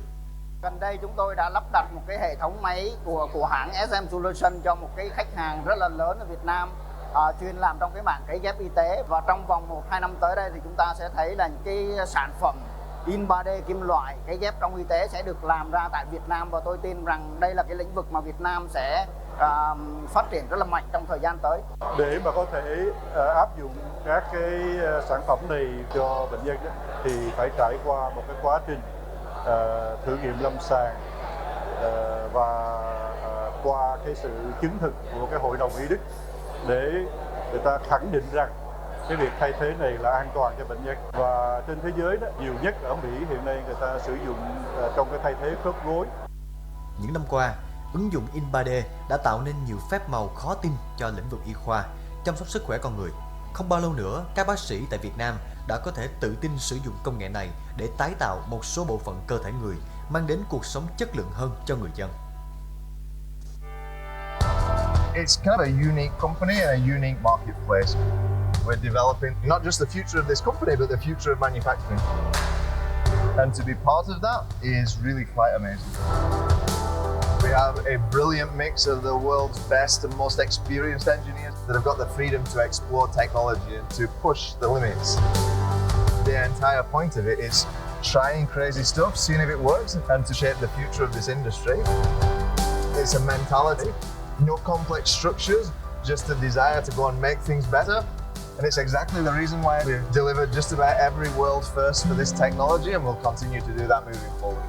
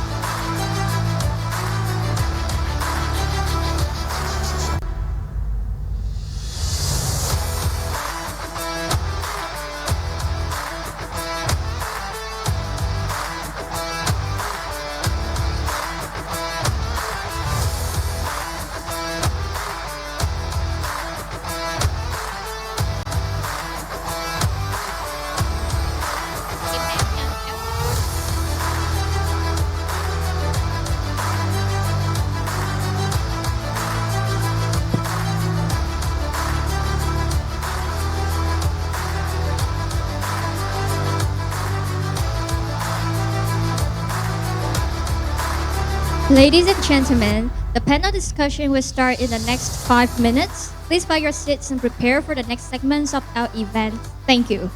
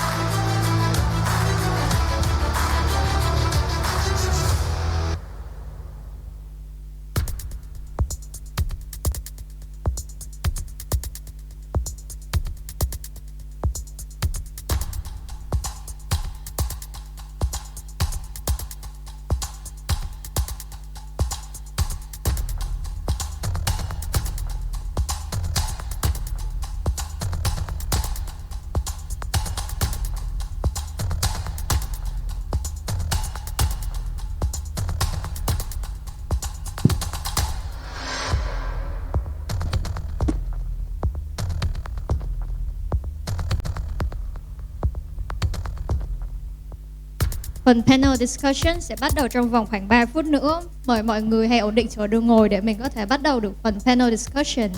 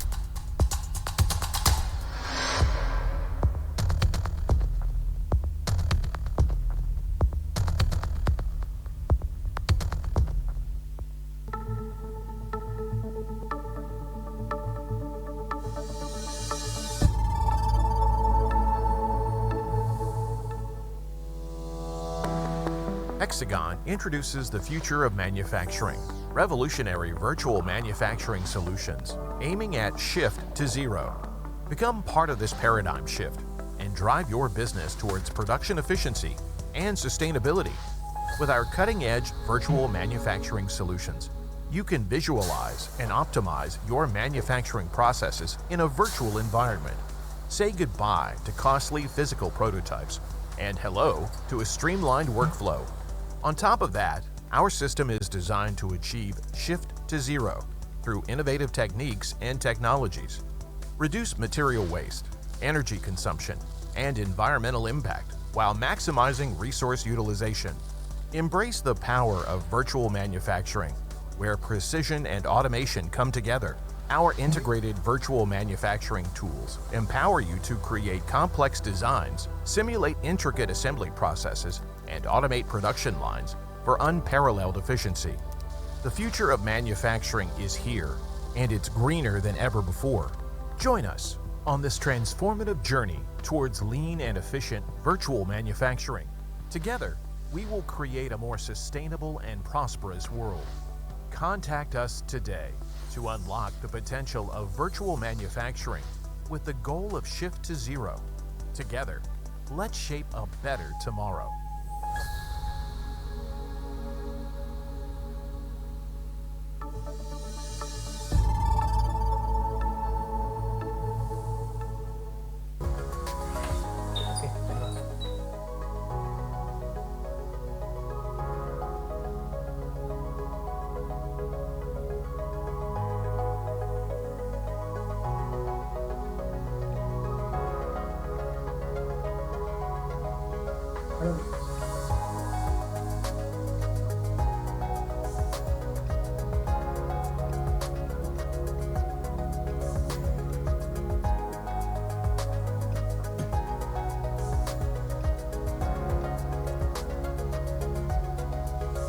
screen to look at some.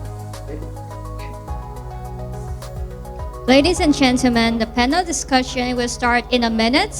Please find your seats and prepare for the next segments of our event. Thank you.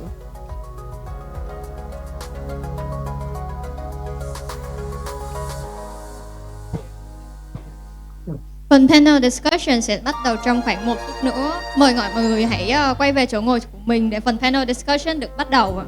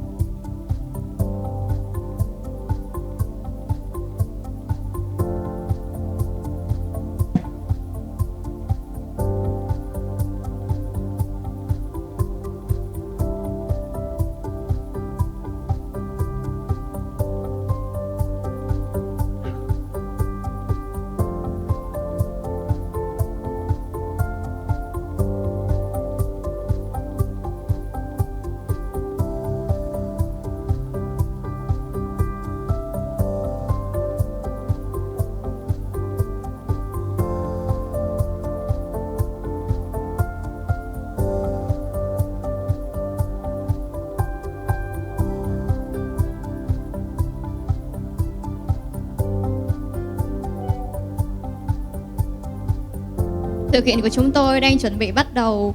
Mời quý vị hãy về lại chỗ ngồi để sự kiện có thể tiếp tục diễn ra.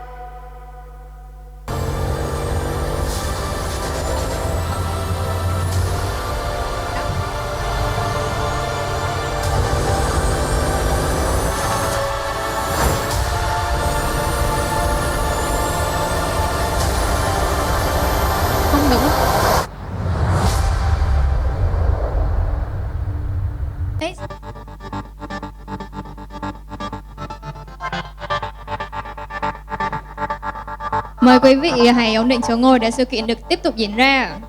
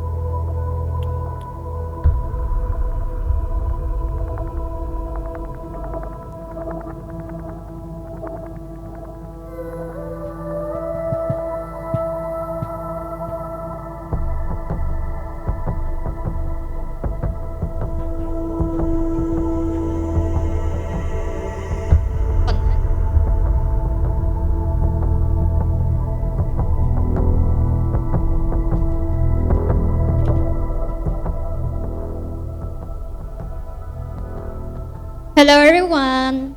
Welcome back to METAMAN-2024. The panel discussion of the first section where we conclude on the topic shared before an open space for you to deep dive into the breakthroughs through your questions. And hosting this part today is Dr. Doc Văn Huân from Vinotech. Besides the panel discussion, we'll have the presentation of Mr. Moon Chun Lim from Materialize, Ms. Sally Tran from Create 3D, and Mr. Gary Tang from Nikon SM Solution. Please welcome the hosts and also the panelists on stage.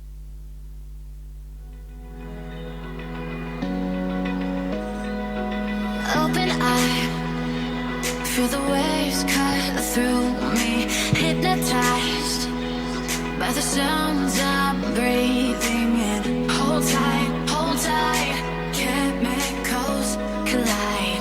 Hold tight, hold tight, hold tight. Dripping lights paint the skies, all because of you. Dripping lights paint the skies, only you can make me move. Hello.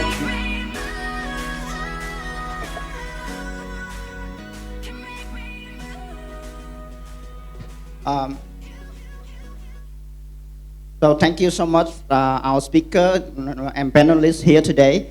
I think this panel discussion, or we call it demo and panel discussion, is a very special, and signature thing that we are doing for this year conference. The reason is because we are going to showcase the end-to-end product development, from design to simulation to data preparation, 3D printing, and post-processing, the complete process of 3D printing that normally, like some people, when you are thinking about plastic 3D printing, it might not happen, in such a way. But for 3D metal printing, that is the complete process. And we really want to showcase so that everyone know clearly and also have a better understanding of how product is developed using metal AM. And before we begin the panel discussion, I would like to show a video showcasing the complete process. It will take a while, so maybe we can either probably return to the seat first, and then after the video, I like to we like to discuss in depth. And for this part, I also would like to invite the audience, whether you are from mechanical engineering, or from automation, or from electronics, you are welcome to ask the question, and especially if it is related to the product that you are making, so that we can, the panelists here could answer your question and have, remove any barrier or any, things that you are unclear, so that you can quickly adopt 3D printing in your production. So now let's start with the video. That is the demo part, and then after that we'll come back here with the panel discussion. Yeah.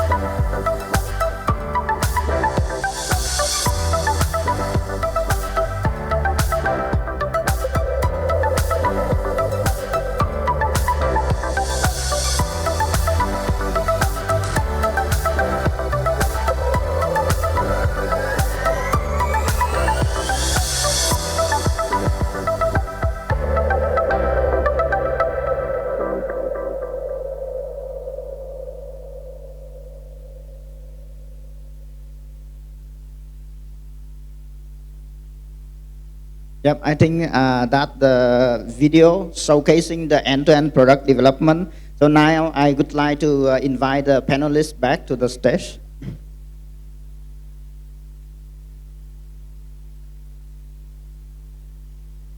Before we start, I would like to introduce also Mr. Vada, Senior Sales Director of Hexagon.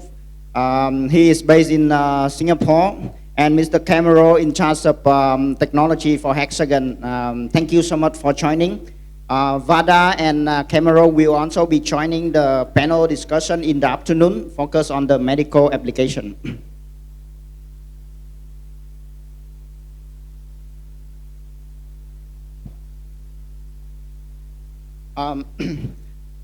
So I think just now we have seen the complete process of 3D metal printing. And I like to start first with the design part. So the first question would be, what are the key difference between design for traditional manufacturing and design for AM or design for 3D printing? So this for this question, I would like to get the answer from all of the speakers. Maybe Sally can start first. Wow. Basically, like how I design for the aerospace company and for the consumer product company.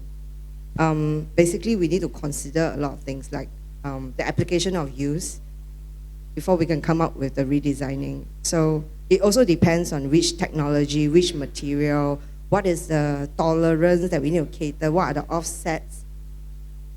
It actually encompasses quite a lot of things. So I think generally we need to know what is the machine that we want, what is the material that we want, at least to start off before you can do redesigning work. Yeah, I think it's a lot more complicated than. So based on your idea, the design for AM is more complex compared to the traditional design? It's probably something that we are not familiar with, because the traditional is that's follow a SOP, you follow this type of drawing. But in 3D printing, you probably need to understand a bit more about the technology itself, what are the constraints before you can do designing. I mean, I can't say for the rest, maybe, you know, Gary can make a better comment. Yep, Gary. Yep, so I think it's a very fundamental change in the mindset, because most people, you know, not to review age, but when you come from a background education where you are trained to think about how traditional manufacturing is done, whether it's casting, forging, machining, taking into consideration molding and all. So when you design, you take all that into consideration.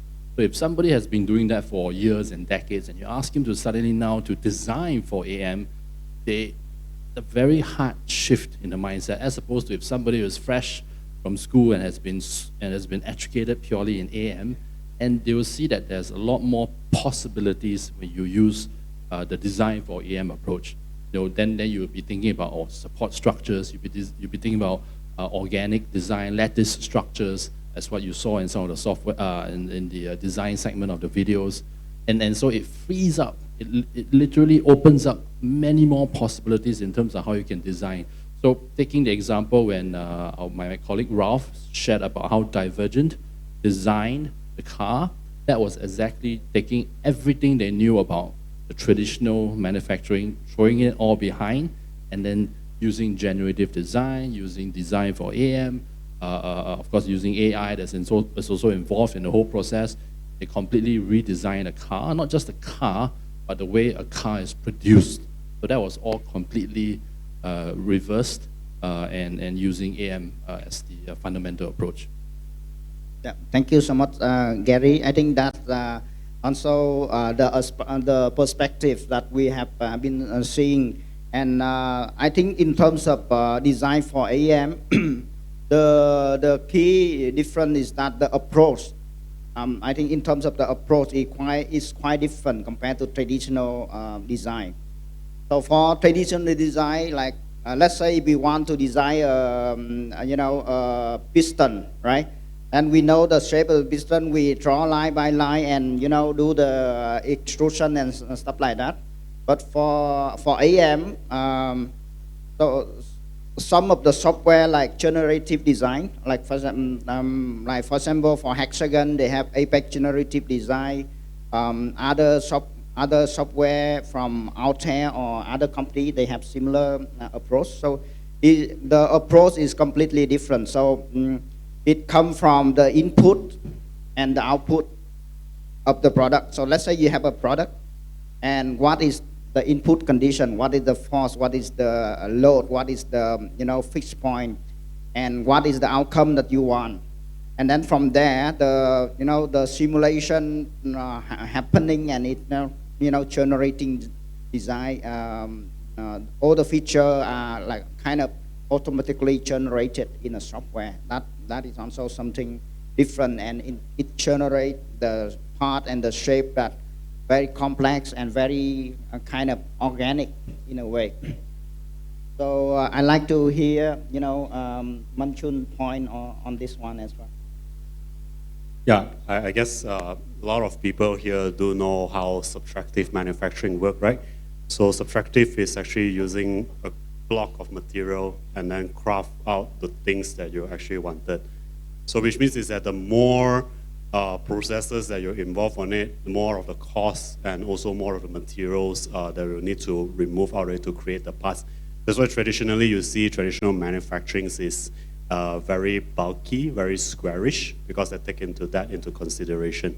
But for AM, it's a completely different way. It's a layer by layer technology, which means is that you wanted to save your printing time, so to incorporate lesser design features, because that will also help to speeden up your printing time and also reducing out your post-processing time. So if you remember, bringing back to the presentations that I've presented just now, is that on the hydraulic cylinders. So you can see that initially, for traditional manufacturing or subtractive manufacturing, it's actually very squarish. But in order to actually do it in additive manufacturing itself, we need to, optimize the design. That's where the design for additive manufacturing is come into the picture, as to redesign it to the AM way of manufacturing it. And that is where the software, like us, is come into the pictures to help you to optimize on a certain things inside the additive manufacturing itself, because support is one of the things that is having a love and hate situation. Sometimes you need supports for your parts not to work, but it also increases your post-processing time. So that's where that this is a difference in between like AM and also subtractive manufacturing, where both of it is catered for different things out of it. Yeah, thank you, Manchun. I think you also bring a good point that for subtractive manufacturing, we never care about support, right? And we don't, what the support is, not needed. But for AM, support is something that we have to generate, and something that we need to have so that we can build a part. And there's a controversial between the helpfulness and the and not helpful in terms of you don't want so much support because the waste of material, waste of post-processing time, but at the same time you want support to keep the part in shape and good quality, right? So next, I would like to go to the simulation section of design, simulation of a part after design. So as we know, for simulation, traditionally we have a lot of famous software like ANSYS, like Abacus, are very powerful in simulating solid mechanics, fluid mechanics, and multiple phase simulation. But when we talk about simulation for AM, it's also kind of there are some similarity and there are some different. So I would like to I think for simulation, Hexagon having a very powerful software called Simofact Additive. probably one of the most powerful software for simulating AM now. So I would like to hear some of the points from Vada and Camero in terms of what is the key difference for simulation for AM and you know how it helps in terms of reducing the cost or reducing the lead time for AM production. Okay, thank you, Dr. Juan. Okay, so this is Varda. Okay, so just want to add a point which on the design side. Today, today people were talking. Okay, as Miss Sally was mentioning, it is too complicated. But assuming that okay, the material is fixed. Okay, we are not going to change the material, but then we have the envelope is understood, and the CAD portion, the design portion can, today we have the technology that once you know the approximate shape and approximate the kind of a loading condition you have, our software is in a position to give not only one option, it will also give you multiple design options, topology optimize. Okay, it's not one, it can be multiple design optimization, and you have multiple points. From there you also can estimate how much it's actually going to cost you. Okay, and depending upon the orientation, how much it is going to cost. Okay, so the you will have multiple options. Then it is possible for you to estimate how much is the cost involved, how much time it's going to take in printing, 3D printing. Then you can decide on what is the the shape you would like to go with. And again, the technology has evolved so much that okay, it may not be a CAD point to start with. You can also have a reverse engineer. Okay, you have a scanned part and you have a STL, then you have a three-dimensional part. Then you run a topology optimization on top of it to get multiple design options. Then you understand, depending upon the orientation, whether this part is first of all printable or not. Then you understand that. Then you come on to the design portion. Okay, that this is the right way of today. The technology is available, and Hexagon is able to do all these things all the way from reverse engineering to multiple design options to understand how much it is going to cost. Okay, so this is this is the level of technology. Going on to Dr. Bhuvan's point of view. Okay, the question is on the 3D additive manufacturing, 3D printing. We have seen the in the industry, while it is printed, it can be if it is a bulky part, it is okay. But when it comes to a very thin walled part, it is very complicated. We have seen that as the part is getting printed, it may collapse. Okay, 3D printed part, the metal is so expensive, and it is going to print like maybe like 7 hours, 8 hours, and during this point of time, it actually collapses. So it is important that okay, you do the thermostructural layer by layer printing. Then you come to the point, okay, what is the right way of doing it? So yes, today the technology is available, and today the industry has moved so that people are not even printing one part by one part. Now when it goes to industrialized part, you can print multiple parts together. You print multiple parts together. You don't print a single part. You actually print a sub-assembly. Okay, so this is where the whole technology is evolving. Because there are many strategies possible today. The technology is available today. Thank you, Dr. Kumar. Thank you, Vada, for your insightful sharing. I think before we continue, let's give a round of applause for all the panelists for their answer. Thank you so much.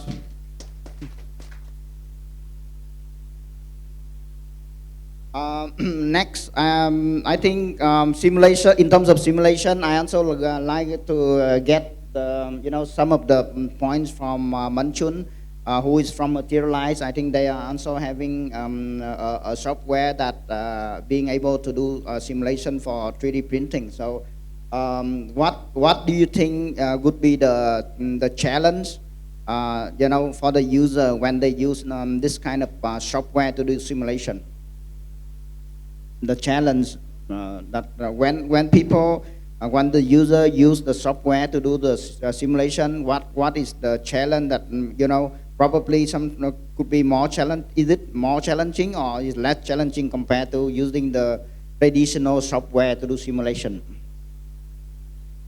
Okay, so for metal 3D printing, it's not as easy as, you know, like FDM printings and stuff, yeah. So there's a lot of aspect that is happening inside the build chamber. Yeah, probably Gary can later on add in as well, things like, you know, the gas flow directions, lasers, powers, you know, heat transfer kind of thing. So all these will be actually affecting the build quality of a metal 3D printing. So if you have 10 years experience, yeah, I think it's fine. You know what will be, roughly what will be happening inside the build chamber itself. But if you're just new to metal 3D printing and you wouldn't wanted, you know, your parts as printed after 8 hours and, you know, it's going to complete at 8 hours, 15 minutes and suddenly it fails. So that causes a lot of time and also money because we know that, you know, materials nowadays is also not very affordable. There's also costs associated with it. That's where, you know, companies like us, Materialize, come into the pictures, or even like Hexagons into providing, you know, a solutions for the first-time users for metal 3D printing to be able to simulate what will be happening inside the build chamber itself. So whether is it like the, you know, the support will be sufficient enough to support the part that wouldn't have any warping, and then whether, you know, the recoater can have the potential of hit the part, whether there will be actually a string line that will be happening, you know, after the printing, or overheating as well. So those, you know, the mechanical and thermal simulations will be actually available inside software itself. So that could actually give you an understanding, an overall understanding of what is happening inside the build chamber, so as to prevent, you know, things like reprinting and out of it, so that you know what will be the errors that may be potentially happening before you send your files into printing. So once you have actually identified that, let's say for example, like there may be support that is actually not enough to hold the part, then you can just, you know, go back to the software and then to anchor the part even more, to do another simulations again. If you think that, you know, after the simulations it shows that the result is fine, then you can just proceed for printing. But of course, I have to say that is that inside the build chamber itself, there's still other different things that will be happening as well. So software will, of course, give you an understanding of, you know, potential failure that may be happening. But ultimately, in the end of the day, there's a lot of different parameters that's actually happening inside. Thank you, Manchun. I think that is also very insightful sharing, especially regarding, I think one of the key difference for the simulation for 3D printing and the traditional one is that for simulation of the traditional part, right? Normally you are simulating the part that is already complete, already done. So you design a part and you simulate to see whether how good that part is in terms of performance, right? But for 3D printing, the good thing is that the simulation can simulate the process of building the part. That is very, very, very important, and I want to highlight this point because especially for 3D metal printing. So 3D metal printing, the cost of building a part is very expensive, like in material expensive. The 3D printer is in the range of, you know, millions or at least 500,000. It's very expensive. So when you print a part, if it fails, is a big you know, expense. So having a simulation software to simulate what's happening and what you can achieve, actually it saves a lot of time and money for the, you know, for the companies.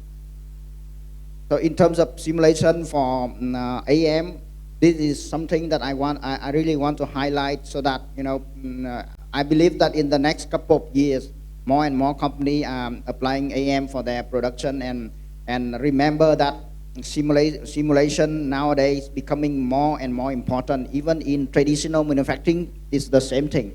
So because simulation now, they can achieve a very, very good accuracy, so it can save a lot of time and cost. for companies. Yeah. So in terms of simulation, Gary and Shelley, do you have any point to add? Yep. So I think concur with what Juan said. I think it's true that when you are investing in such a huge technology and it's expensive, you don't want to risk it. So I'll just give an example, and this is a couple of years back where we were trying to print an impeller in Canal 718. So the design of the impeller is such that it has to be placed at a certain angle in our chamber. And of course, only after we printed everything, then did we realize that there is some deformation, obviously unexpected thermal stresses. We obviously wouldn't know until the full product was printed. So, and I think to Juan's point is that, if there was a software, whether it's Simulfact or something else, that can help to simulate and then kind of predict or at least simulate where are those areas where there's possible deformation, where the thermal stresses are going to be more concentrated, then we know what to do to anticipate the printing. And I think that's where whether it's the support structure design, how we place, position it in the chamber, and how we also vary with all the multiple parameters that's affecting the print within the chamber. So I do agree that, especially if you are going into production, the simulation it is a upfront cost initially, but that cost will help you to then, be able to mitigate the downstream risks and unexpected events that you probably wouldn't know if you didn't have the simulation process to begin with. I think for plastic, I do a lot more plastic than metal. In the past, if I'm not wrong, the traditional simulations is done by injection molding simulations, right? If I'm not wrong, yeah. So it's not exactly accurate for plastics. So frankly, I've never used any simulation software for our own printing. I personally don't think that injection molding simulations is similar to FDM printing. Yeah, so for metal, it's a bit different. It's different because metal is homogeneous. For part strength, X, Y, Z, I can't really say for plastics, yeah. So plastics, if let's say plastics, I would say we still have to use our own experience and knowledge to, generate all these designs, fortunately. Yep, I think, thank you for your point. So I think in now I think I want to suggest one step. Dr. Kumar, I just want to add, can I add one more point here, Dr. Kumar? Okay. So, yes. We talked about the accuracy. Actually, today we have something called compensation. Okay. The software is in a position to say, okay, to fit it within the tolerance. One is a 3D printing, okay. But at the end of the day, after you remove all the support structures, everything, you do machining, whether it is able to fit the tolerance, okay? Because, for example, in the afternoon, we'll be talking about medical and other things where the tolerance is very, very required, okay? If you are talking about microns and at that level, so in our software, we have the compensation, okay? After you build, after you remove it, the software is going to tell you how much is actually the error is going to be. So instead of you can put a negative of the error, then after you print it out, it can give you multiple iterations to come out, okay, what will be the final shape. Okay, so it is possible, the technology is available that even before you print it, you can apply the compensation, okay, and the part is printed in a way, or the design is done in such a way that the printed part is, within the tolerance after you remove all the support structures, everything. That's number one.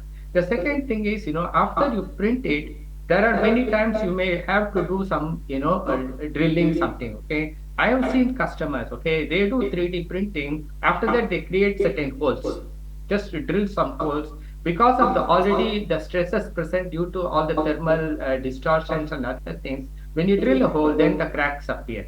Today, the technology is available that you can even predict what will happen to the machine stresses. So from there, you can go to the 3D printing. Then you can think about all the compensations, orientations, everything. So you can look at the end part, finished part, then you can drill down onto various aspects of it. Today, the technology is available, and we can provide all those things there. Thank you so much. But I think that is also a good point. So the Simulfact additive software, I think the reason why it can be quite accurate is because it's integrated between simulation and the actual machine. So there's a kind of compensation and using the actual use cases, and then it compensate so that it can generate very good result. Different with the traditional simulation software, normally is built by mathematical model to things like finite element method to run the simulation. But for Simulfact additive, I think they have another layer of compensation between the machine and the software. That's why it serves the purpose. Yeah. So now let's talk about 3D printing itself.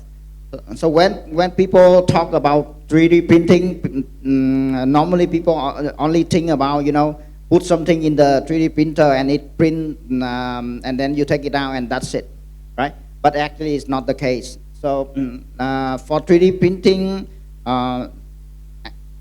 this technology actually not a new technology, right? It's been there for like more than 30 years, but it only emerged recently, especially for the last 10 years.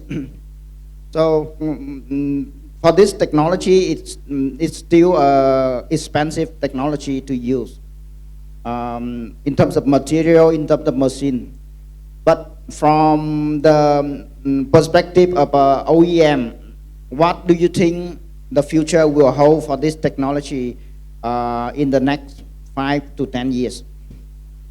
Well, I think it's just a matter of time. It's a matter of how fast, sooner or later, where companies across sectors, industries will have to adopt 3D printing. I think there are already many research reports, surveys that shows that one of the key things why people or why companies do not adopt AM is because of the lack of knowledge, the lack of awareness. It's the fear of the unknown or the uncertainty. And that's one of the key reasons in those reports that shows that why companies are very hesitant to step in. But on the flip side, you see those companies who are in the leading early adopters, they're in the lead, they are fast to jump into 3D printing. If they own the design rights, if they have the product that they know how to design for AM. The same thing I refer back to, maybe I'll use another example, say in one of the slides that was shown is BMW. So BMW obviously is a very established luxury car company. So one of the examples was there was this, it's not a critical part, but it's one of a hinge which was done in traditional molding in plastic, and that was converted, designed for AM into a metal hinge. And that metal hinge actually was lighter, stronger, and a longer lifetime than that original so-called polymer hinge. And how is that possible? It's possible because they knew the design rationale behind metal printing. And when BMW, probably one of the first few to get into AM, they figured that out on their own. So it was a very simple case. When Nikon SLM supplied the machine, obviously they needed to ramp up the knowledge. Once they ramp up the knowledge of how to operate the machine, they say, thank you, I will take it from here because everything I'm going to do now is proprietary, it's my IP, it's my patent, it's my design. They don't want anyone to know about it. And that's exactly how companies who know how to make use of that is the powerful tool. It's not the hardware per se.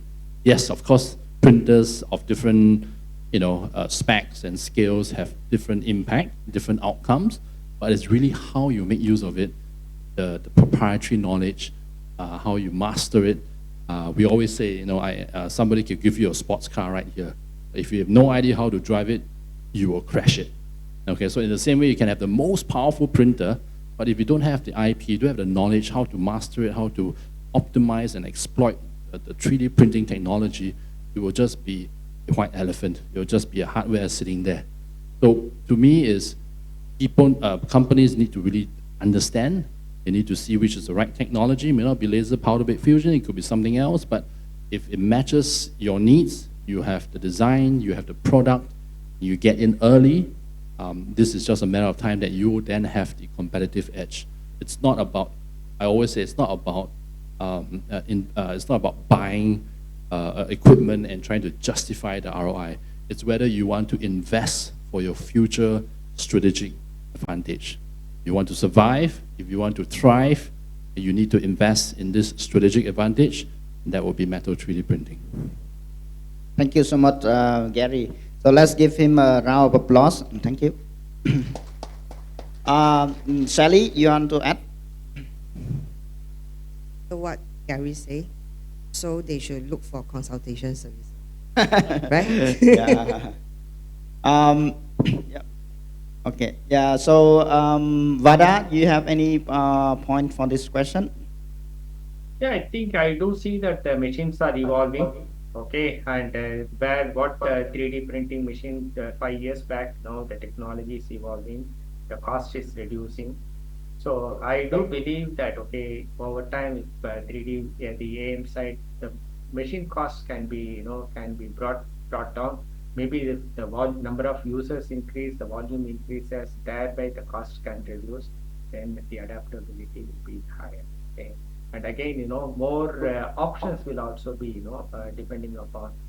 Again, for AM side, there are so many new technologies are developing, like, DED is coming up. Okay, people are looking at the DED and the AM. Both of them are similar, but it's different. Okay, so the technology is also evolving. The machines are evolving. Yeah, let's see how things go. It's an exciting time. Yep. Thank you.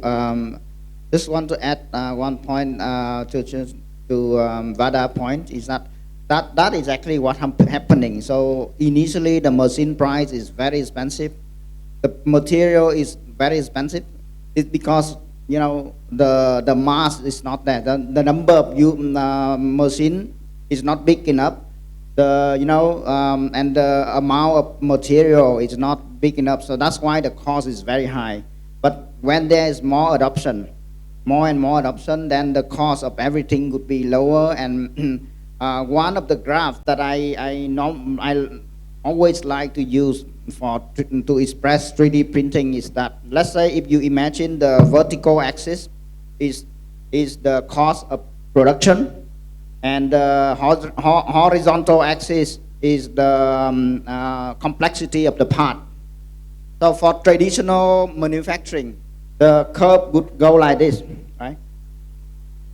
It increase, gradually and exponentially with the complexity of the part.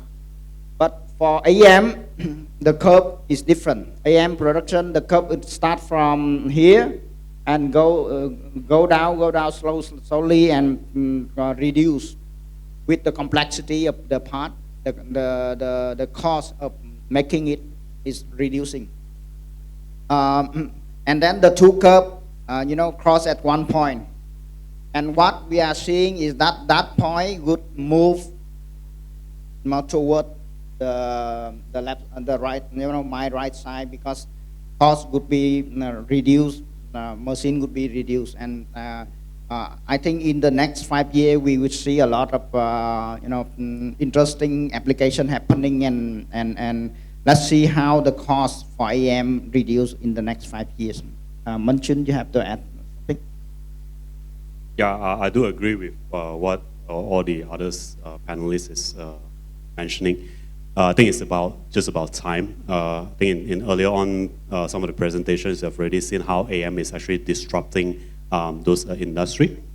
But just to add on that, to give some examples, is that if you ever heard of hearing aids industry, so hearing aids industry is previously is all using traditional manufacturing to do it, and it completely switched to 3D printing method. It's just a matter of months of time, from fully traditional into 3D printing. So that you see is that the advantages of additive manufacturing is actually bringing in. Once the applications is right, the technology is right, and it's about time, it can actually fully transform into additive manufacturing quickly. And this will actually, goes back to the the lack of talents that's available in the market. So we in Materialize has also done a few kind of market surveys as to try to understand what are the barriers that are preventing people of adopting AM. And often the top one of the barriers that we see is that the availability of skill sets in the market itself. So I think that's a call to actions to the universities people as to try to provide more of the skilled workforce that's available in the market, and that will actually help to drive the adoptions of AM in the market. Because nowadays itself is that not only the students needs to understand of what traditional manufacturing is, but they need to also have an understanding of what additive manufacturing is, and from the economical point of view, which of the technologies is to use or to combine both of it, so that the industry is now looking at multidisciplinary kind of students, where you have the knowledge of AM, you have the knowledge of traditional manufacturing, knowledge of material sciences out of it, and then also understanding the economical point of view of using which technology itself. And with the availability of workforce that's in the market out of it, that will greatly help the industrial to actually move forward and to adopt an AM. Thank you so much. Let's give him a round of applause for the great answer. Now let me open the question to the audience. If you come from, can you introduce a little bit like what industry you're from, and is there any product that you want to develop using AM? Please let us know, and let us know the question so that all the panelists here can address.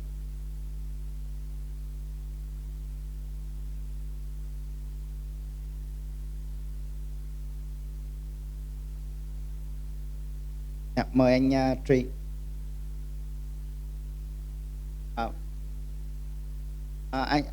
Please, the microphone is coming.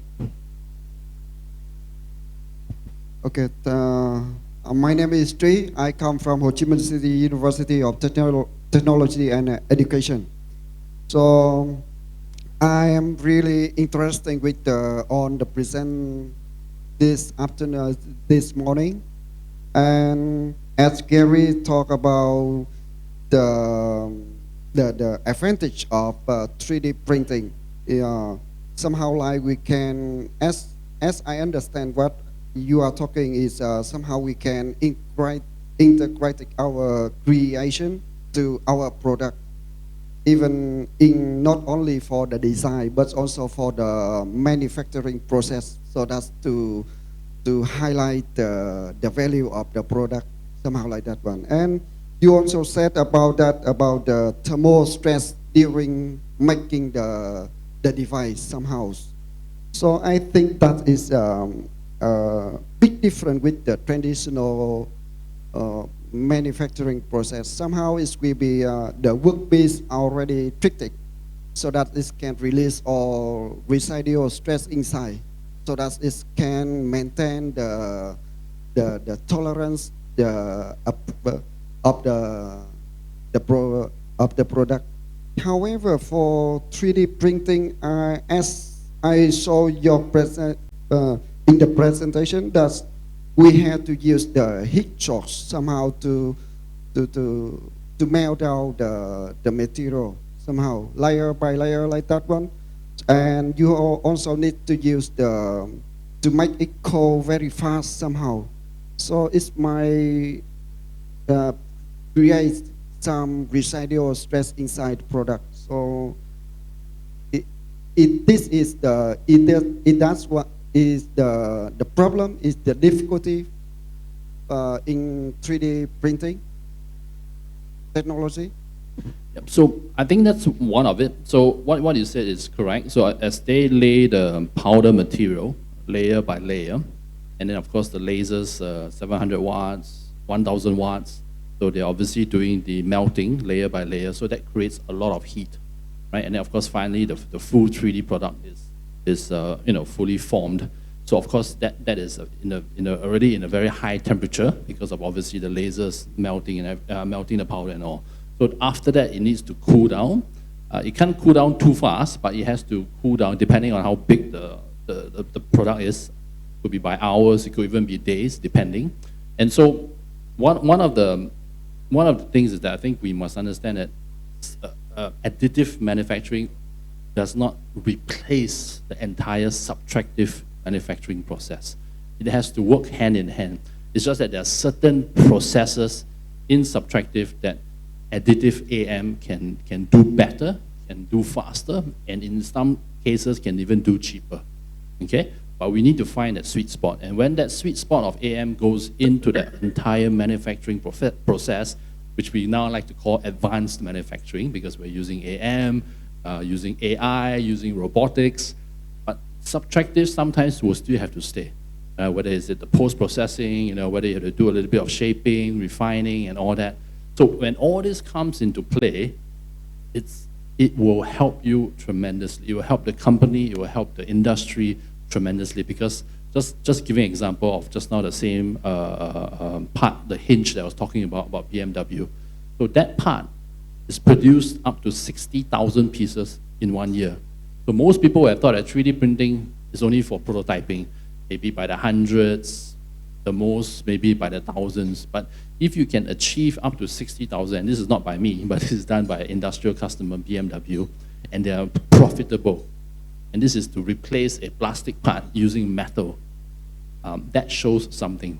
That shows that this technology is real. It is not fake in that sense. It is not only for research or prototyping, it is actually for what we call series production. It is for end part production. And so to your point, yes, that is one of the challenges, the stresses, and there are hundreds, probably close to 100 over parameters that will affect the printing at any one time. But that's where the OEM comes in. Example, in Nikon's SLM solutions, that's where all our sensors, our parameters, basically, and all the the tracking, basically the sensor and the monitoring, that's the word, will come into play, and then give you basically the readings, the data. And it's from these data where, as I mentioned earlier, the IP, the experience involved, that you know how to play around with this data, the parameters, and then you fine-tune it to reach your optimum performance. So that is why it is a lot more difficult. It is the threshold of the entry, the barriers to entry is a bit difficult, a bit high, but once you get the right people, the right mindset, as I mentioned, in terms of design for AM, then you'll be smoother sailing at the later part. I will tell you that the first 1 year is not going to be easy. I'm not going to lie to you and say, oh yeah, it's the walk in the park. No, the first 1 year requires a lot of ramp up. But that ramp up is not about just understanding the machine. It's really the people, and the IP, technical knowledge, understanding the characteristic of how metal 3D printing works. And once you master it, then it's just like fire. You either know how to make use of it, or it will, overwhelm you, right? So if you know how to make use of it, it will become a perfect tool for you to do whatever you want. Yeah. Okay, thank you. And may I have one more question? As we might out asking some structure like energy absorption for collection, somehow like that one. So the structure quite complex. Somehow we want to fill the hollow structure by the foam. And recently they used the metal foam, somehow like that one. So we can make the structure with different density and different combination of material inside one structure. Can we make like that one? So you're saying different materials within the same 3D printing process? Yeah. Okay, so currently most 3D printing technology is based on one single material. However, there is multi-material technology that is already available. There's only a few companies. Nikon SLM does have that technology, but it's still in a beta stage. right? So it's not fully commercialized yet. So it can't be purchased still in the beta stage. So we can have two materials. So for example, you could have maybe Inconel, and you can have copper, you can have steel and something else. So or even more, maybe 3 materials, 4 materials, and it can be concurrently printed according to how you want it. So that is really the next level of 3D printing. But as of now, in terms of mass market, not mass market, but matured printing technology, it has to be a single material for now. Okay, thank you very much. Yeah. Thank you for your question. I think regarding your first question, I think Vada can give a good answer to address the issue of thermal distortion in printing a part, maybe. Vada. I think what Nikant said is correct. Okay, 3D printing, this AM and the subtractive and additive manufacturing will continue to be like that only. Okay, one is not replacing the another things. But we have seen in our experience, there are people where I've seen in Singapore where the customer is making a drill bit. Okay, offshore they're drilling, so they make the basic part using a machining, but on top of it, they do the additive manufacturing to create that the cutter portion of it. Okay, so it's a combination. The industry will continue to be like that. Okay, but one thing I want to tell I want to inform the professor is that this additive manufacturing produces a thermal stress, but also subtractive machining also produces stresses. Okay, because the cutting process also create stresses. Okay, when you are going to drill a hole, it's going to create stresses there. Okay, so it is not that the subtractive machining doesn't produce stresses. Both of them produce stresses. How do you manage it? How do you simulate it? How do you see the performance against the operating conditions? That is what is to be considered. But in all, subtractive and additive manufacturing will go together. And sometimes you do the subtractive manufacturing, machining, then you add additive manufacturing to complete the part. So the technology is evolving. It's an exciting thing as long as you understand what the engineering wants to do, what is the expected performance. We will have multiple design options and multiple simulation options. Thank you. I think we are running out of time, so would like to have one last question from the audience. Yeah.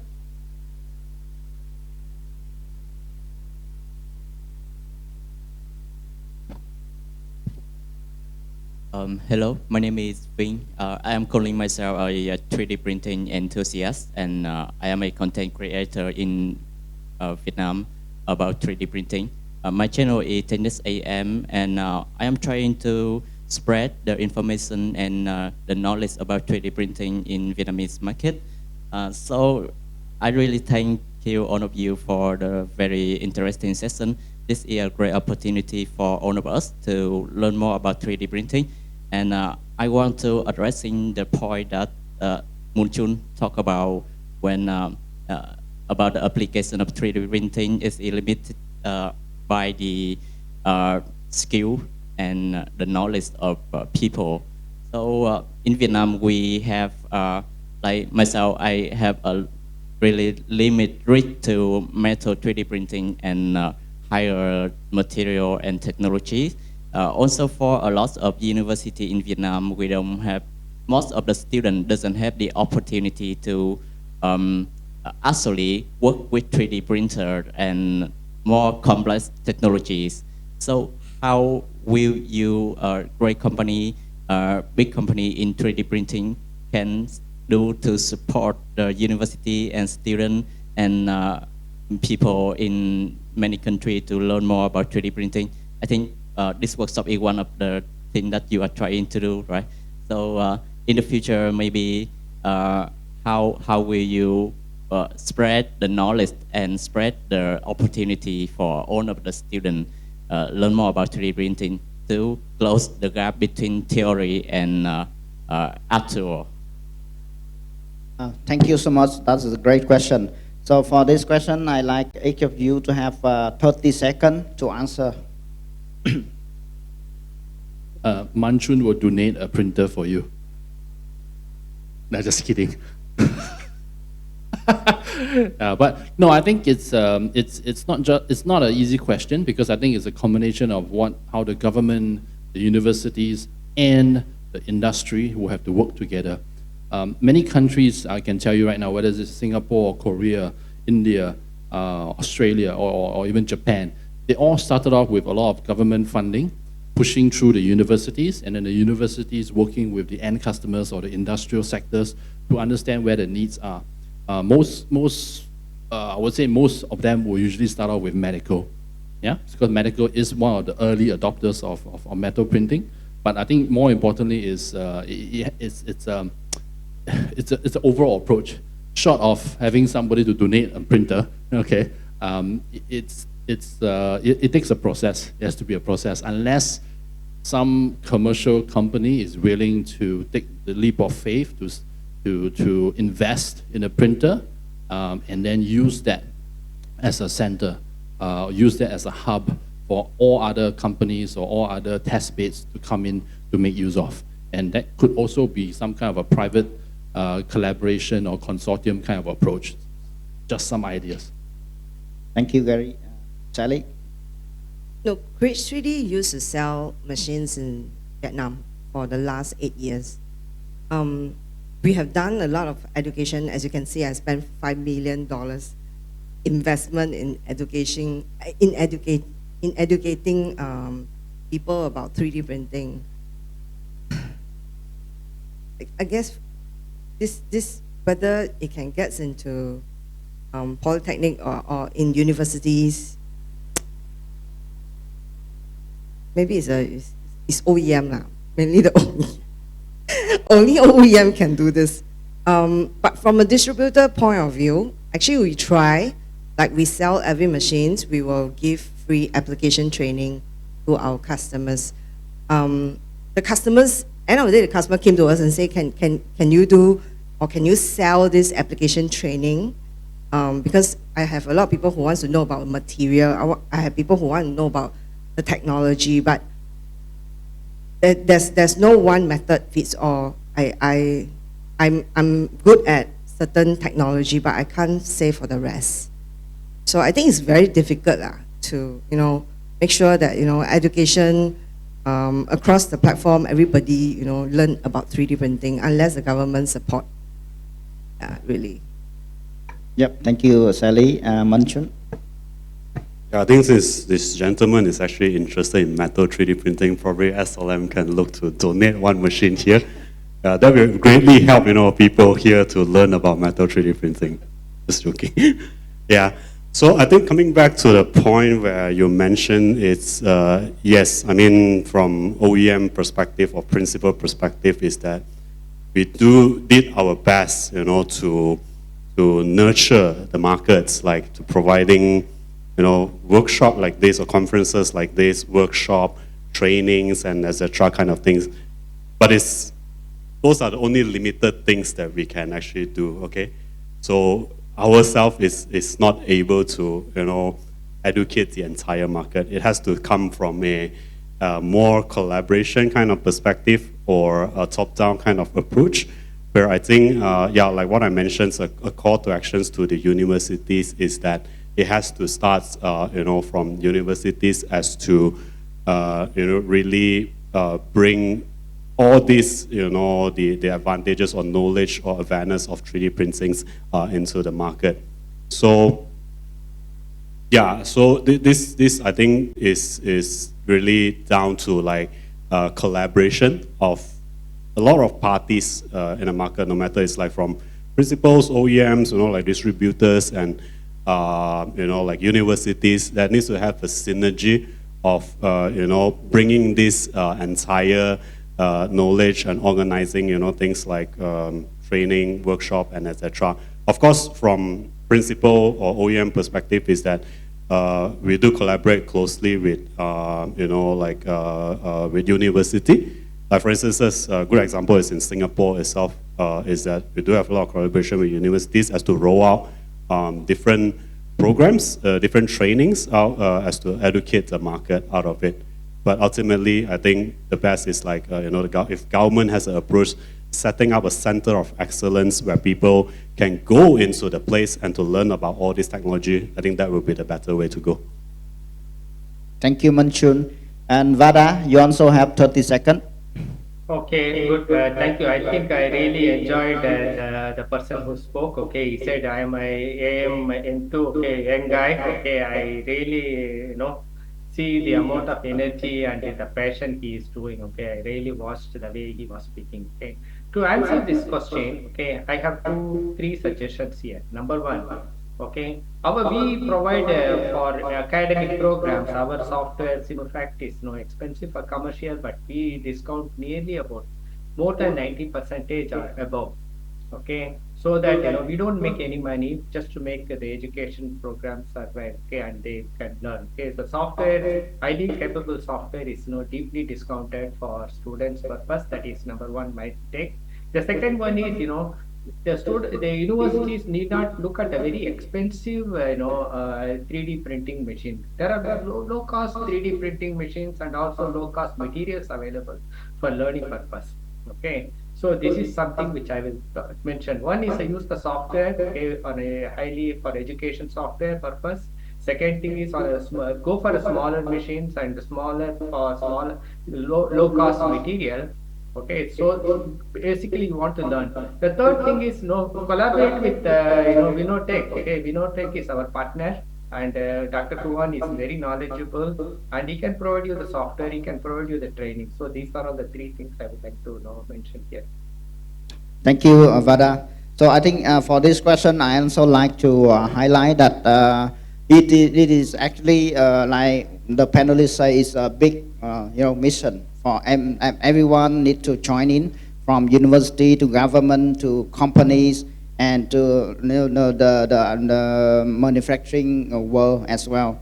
So what we are doing here is like organizing conference like this. To be honest, is that we are not making money out of this event, but this is something that we do because this is a new technology, and this is something that we like to collaborate with OEM and other partners like ThinkSmart, like AIE, like VinUni, Create 3D. We want to work together. I want to everyone to work together to come send a big message to the manufacturing world that this is something promising, and this is something that potentially you can apply to your your work.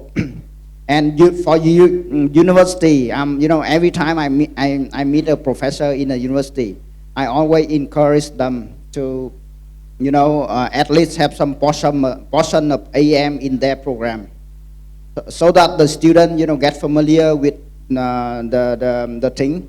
And I'm here. I think we have Dr. Huỳnh Hữu Nghị is also one of the pioneer in researching about AM in Ho Chi Minh University of Technology, and we hope that more and more university are adopting AM program to train their student.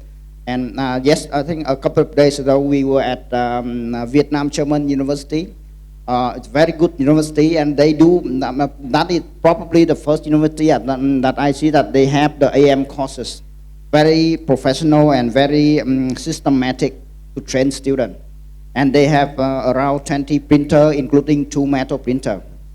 That is something that I hope that it will be happening soon in the couple of years, so that the student get familiar with the technology, and everyone know about it and get skill about it, so that they can be applied to the real application.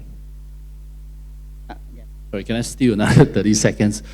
Just to really emphasize, I think around the world, when you see all those advanced countries, USA, Germany, in this part of the world, whether it's Japan or also, many of these universities, they do have Nikon SLM solution systems. And from there, they evolve, because they start off from academia, from TRLs, 1, 2, 3, 4, all the way up. And then from there, they expand out to the, to share their best practices with the industry. But it has to start somewhere, right? So either the universities could start off by proposing a particular project or particular funding, then from there we could always discuss. You can always approach Vinotech. We can always advise you from from end to end how we can put together an entire program, a proposal. But one example to really share with you. So RMIT, right, in Australia, some of you probably know RMIT. They have a AM center, and in there they have 5 units of Nikon SLM Solutions metal printer. So 5 units is not a it's not a small feat. So in terms of the amount of money, but best thing is every single one of those machines are fully utilized. Not only purely for just research work, but it's also engaged with the industry. They are engaged with big aerospace companies, defense companies, energy companies, because they are also helping them to do proof of concept from end to end.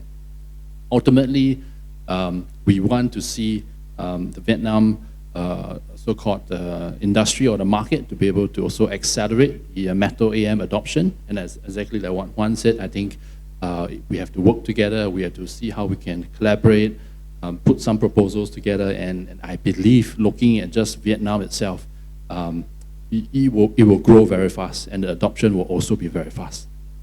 Thank you so much, Gary. So thank you so much, our panelists, for spending time and answering all the questions. And I hope that also will give the audience some new perspective and new knowledge in AM. And once again, thank you so much, the audience, for attending this morning session. We still have another very interesting session in the afternoon, focused on medical and aerospace, especially for medical application. You would see some amazing application already happen in Vietnam by the pioneer here. So Dr. Trần Trung Dũng, I think he will share a lot of interesting stories. So stay tuned, and thank you so much.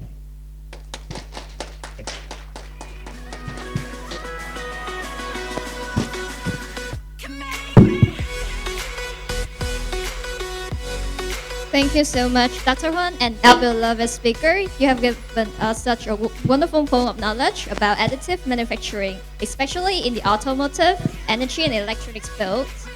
It's also the end of the morning session. We hope that you all have a meaningful time with us, and we are waiting to see you this afternoon. Thanks again, and wish you all the best. Stop in time. Yeah, I'm surrendering. Hold tight, chemicals collide. Hold tight, hold tight, hold tight. Dripping lights paint the skies, all because of you. This afternoon session will start at around 1 p.m. So we're waiting to see you at 1 p.m. this afternoon.